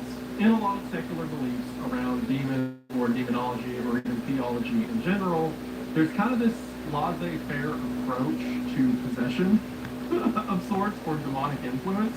Like, a lot of movies and stuff you'll see will depict someone just going about their life as per usual, and then one day, oh no, I've got a demon in me. So sad. But as Eridor discussed, it's not like that at all. As a matter of fact, it normally takes a long series of commitment, of belief, and of practice for someone to truly give themselves over to evil forces. That just as one must dedicate themselves to following after God and holiness, one must dedicate themselves to following after Satan and evil. And of course, the depictions of demons and the supernatural throughout these games is very overt, very in your face, not quite, how it really happens. But those elements of real Satanism or demonic activity or what have you are translated into the game in their own way. In other words, you don't trip backwards into joining a demonic cult. John has to perform a ritual to summon the demons, and then he has to give a child to the demons, and then he has to kill 2 people himself. And of course, John in the game doesn't do that, but it does give us insight as to what some of these cult members might have had to do in order to gain their status in the cult. Because as we're going to see, especially in Chapter 3, these people are absolutely vile. And it's one of the most disturbing and best parts of the whole series. Can't wait to talk about it. So with all those details of Chapter 2 out of the way, let's talk about that prologue, and maybe finally answer some questions as to what started this whole mess. Given that the prologue is unlockable after completing Chapter 2, and if the player starts the prologue, it runs you through the prologue and then into Father Garcia's flashback, which Chapter 2 normally opens with, and from there the rest of Chapter 2, we can assume that the prologue is also a part of John's dream. As the prologue begins, we Wiping them witness up, John, just whose like vehicle that. has crashed on the side of the road. If we walk a little forward past the car, we can see that his car was actually ran off the road by none other than a thrall. The thrall seems satisfied with his actions, even in death, and if we walk off the screen and then come back, you can see that the thrall has left the vehicle. With nowhere else to go, John begins to walk in the cornfield, where he is suddenly attacked by this demon thing, whatever it is. And similar to boss fights we've seen earlier in the series, John must hold up his cross to reveal where the demon is at, and then from there defeat it in separate phases. After defeating the demon, we can exit the cornfield, and from there we see what appears to be a dead dog. Exercising it, we receive our first note of the prologue. About a week ago, we started hearing those awful noises coming from the adjacent fields. After 3 nights, the children were getting pretty scared. I told them it was just coyotes. That 3rd night, the noises seemed closer than ever. The dogs were panicking. I could hardly approach them. Then, the last of that old line brought over by the German missionaries broke loose and tore off into the corn. We all listened, too scared to go after her, as her barks faded away into the distance. After that, we had 2 nights of silence, besides the endless whispering of the wind blowing through the crops. I'm gonna end stream here. It is like 1 a.m. for me. I stepped outside. I had been live for like close to 4 hours. There's something out there. So I'll be ending stream here. You guys have a good day or night. Bye bye. What the previous note was talking about after we exercised the statue of St. Michael and received this note. What more could I have done? I warned them not to go into the